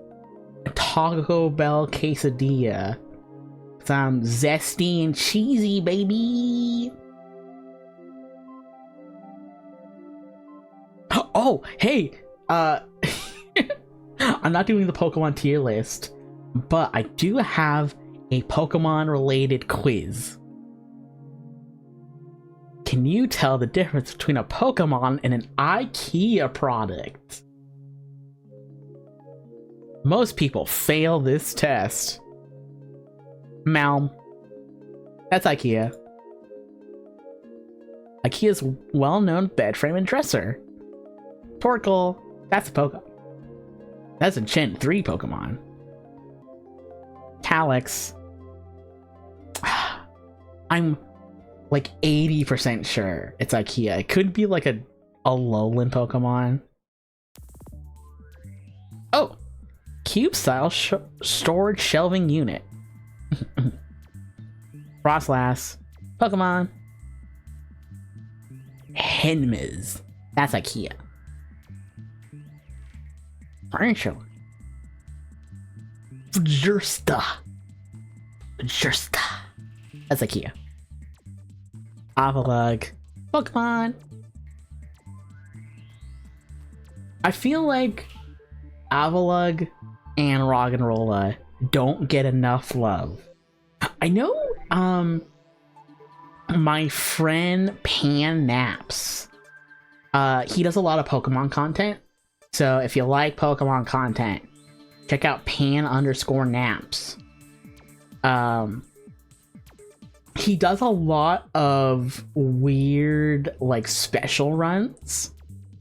And he likes to play in Sword and Shield. And almost every time, Roggenrola is here. Jungle Slug and Blahaz are my favorite Pokemon. I love what's it? The Blahaj mascot that they have for Japanese IKEA promotion. Can I find you all? Japanese mascot Blahaj.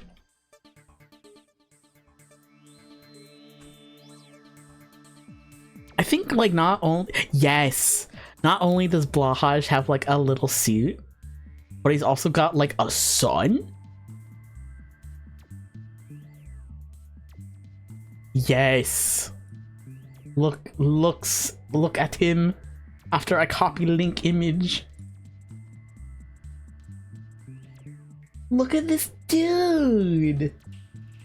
Look at this guy.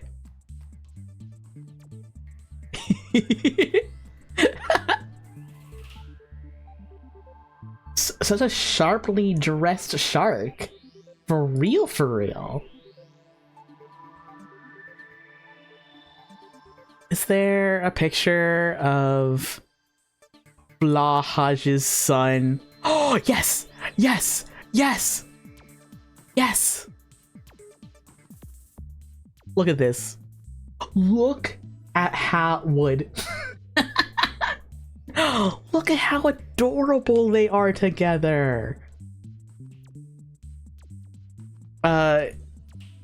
Polite little Blahaj's son is also smartly dressed, and I love him. He's so cute. You can convince me that Blahaj would just be in Pokemon.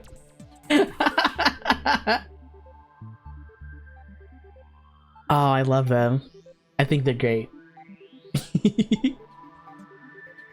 Roggenrola, absolutely a Pokemon. Haxorus, absolutely a Pokemon. For sure. Ektorp, that's an IKEA.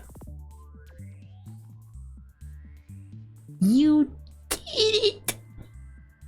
You mastered the art of spotting the difference between a legendary Pokemon and a suspiciously Scandinavian coffee table. Oh, I got the skills. I'm so skilled. Oh! This one isn't a BuzzFeed quiz, but it is one I was curious about. Sonic kin assignment quiz. I like the sillies Sonics. Please kin assign yourself a Sonsi. IKEA showroom VTuber background. Oh, that'd be dope as fuck. You kidding me? Then me? What is one of your favorite hobbies? Sleep, going outside, being a criminal, doing work, giving yourself some you time, hanging out with friends, hugging your friend. I like all of these. Unironically, I like all of these.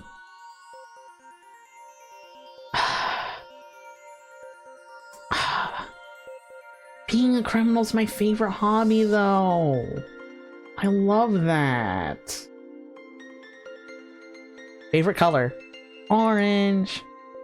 Orange, orange, orange. Favorite sport? Track, basketball, baseball, tennis. Just a simple game of catch will do. Soccer. Sports? No thank you. Crime. Is crime a sport though? I don't think so. Giving yourself you time, jorking it.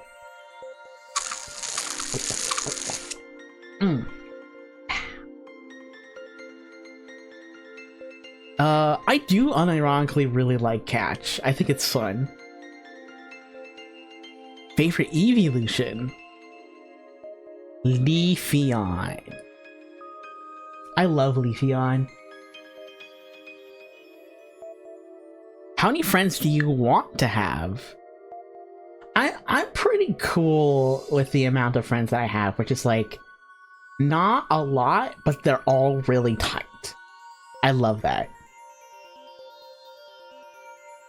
Like 2 really good friends and then some close mutuals. Yeah. Yeah, I love Leafeon. I remember when Gen 4 came out, it was my first Pokemon Gen that I had the internet.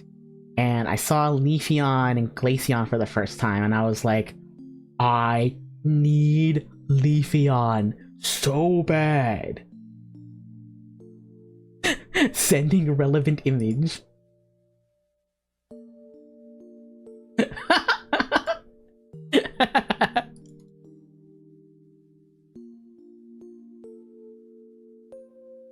Nine friends. This has to be a new record.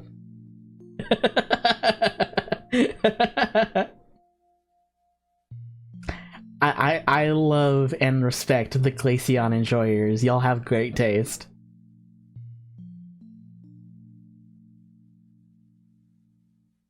Describe yourself in one word. Caring. Stoic. Grumpy. Loyal. Silly. Happy. Quiet. Serious. Impatient. Hopeful. Out of these words, either peppy, silly, or loyal. Maybe silly. Maybe silly. Wife, joyfriend, or husband enjoyer?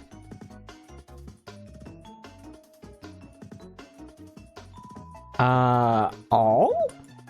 I like all? You can like all, I think. That's fine. Tangle! Oh, I like Tangle. She's cool. You were actually the embodiment of the gay do crime. Tangle the lemur is peppy, extremely excited, and has canonically committed crimes. She loves defeating bad guys and is pumped for new things to do. Bring on any challenge and she is ready. She's also very accepting and cares about you and does not care who you are as long as you do good. She loves her girlfriend Whisper the Wolf. She do be loving her girlfriend though, for real, for real. Most people got Tails, then Silver, then Amy, Whisper, Knuckles, Tangle. Cream is here. Cream is here.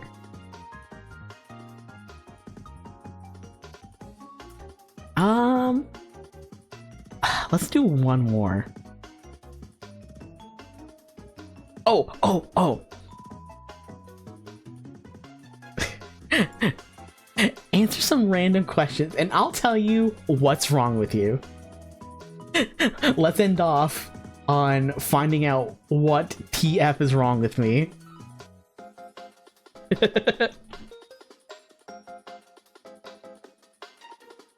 Pick an MCR quote. Oh, we were just talking about that. Wow. I I sleep in empty rooms and vacant alleyways. When I'm going through, shot lip gloss through my vein. From the light to the pavement, from the van to the floor, from backstage to the doctors, from the earth to the morgue. Morgue, morgue. I'm reading them like Victorian poems. 3, 2, 1. We came to fuck.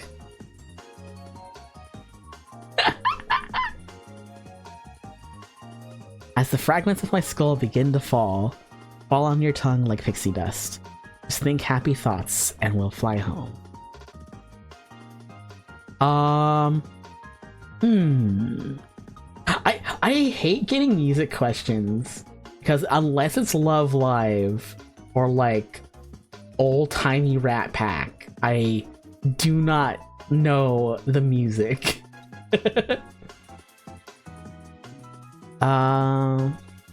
Probably this one actually, to be honest. Do you play Pocket Shrek before I got removed from the App Store? I have no idea what that is. I want to know what Pocket Shrek is.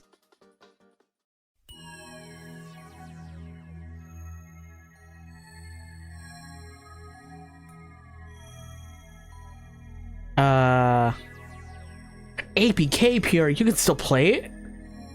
Unlock Donkey and Puss. Is this like a Shrek gotcha game? Worm? And you can feed him eyeballs? Get out of here. Look after Shrek and... Oh, it's like a Tamagotchi! But with Shrek. Oh, I want this now. Are you kidding me? I did not play it. Unfortunately. Shrek Gotcha is my favorite hot sauce. Pick a Pokemon. Growlithe, Ghastly, Clefairy. The Weed Cat. I love Clefairy. I don't care. I love Clefairy. Pick a genre, but it's real specific. Dream Pop.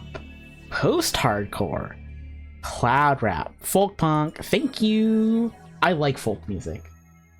Unless it's like super corny and weirdly like nationalist, I love folk. Post-hardcore is rad. Ooh. I have heard like some dream pop before and I do like it, but like I love folk. That's just how it do. You see a cute cat while on a walk, pet, try to pet. I love kitty. You have Polaroids hanging in your room. No, but I want to. Yeah, but not in like a hipster flower child way. I think Polaroids are cool, especially when you kind of like checky it and you like draw on them. I think that's fun. Did you watch PewDiePie? Never. Not since the incident. Which incident? There was a couple of them. You cuss in front of your parents or caretakers. Sometimes. My parents in this case are Kalmana's parents. And honestly, to be fair, they curse a lot. I'm almost kind of intimidated to do it in front of them.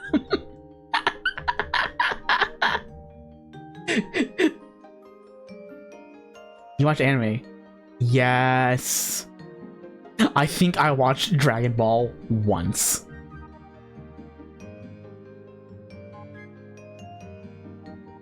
Mass of the Fermenting Dregs hit that genre and I love their stuff. Cool. Let me write that down because I want to see it.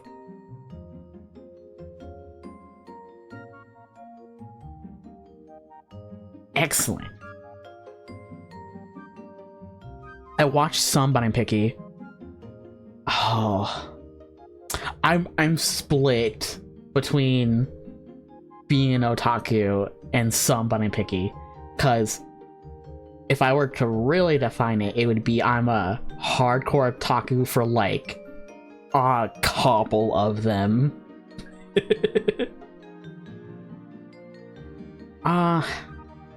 Probably the picky one. What's your sun sign? Capricorn. Bunny goat bunny. The gunny. Elitist. You really think disliking yourself is the same as being self-aware, huh? Oh no. What the? What the? Bro. Not on stream. Shaking my age. My ass being like, I love self-improvement. I can do it. I'm getting better every day. And it's like, it's not a lot to start out with. Bro. Okay. We're doing one more. We're doing one more. No, we're not doing one more. I'm tired. I'm tired, and there's 2 minutes until rollover happens for Hello Kitty Island Adventure. So I'm gonna call the stream and go play Hello Kitty. Hide. Yes. Thank you all for coming by and being here. I've been having a real busy week, and I got another busy week ahead of me, so hanging out and having fun was a great way to chill out and get freshened up and having fun. Who's online right now?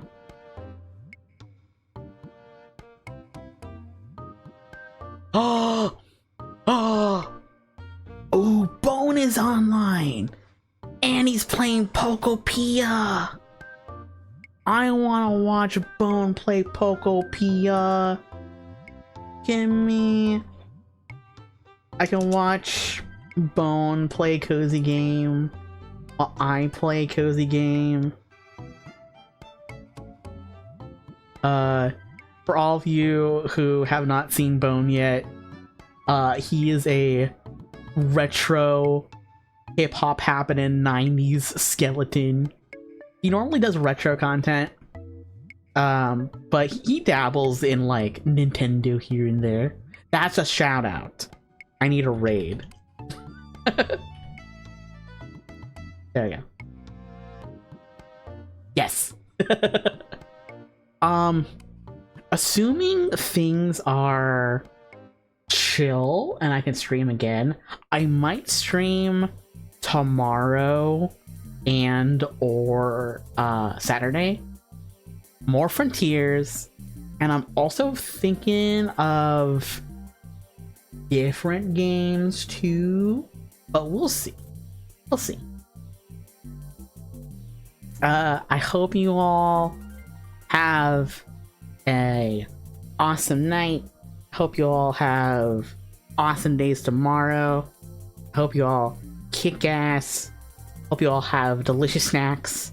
And most of all, I hope you all go and do many wonderful crimes. Goodbye.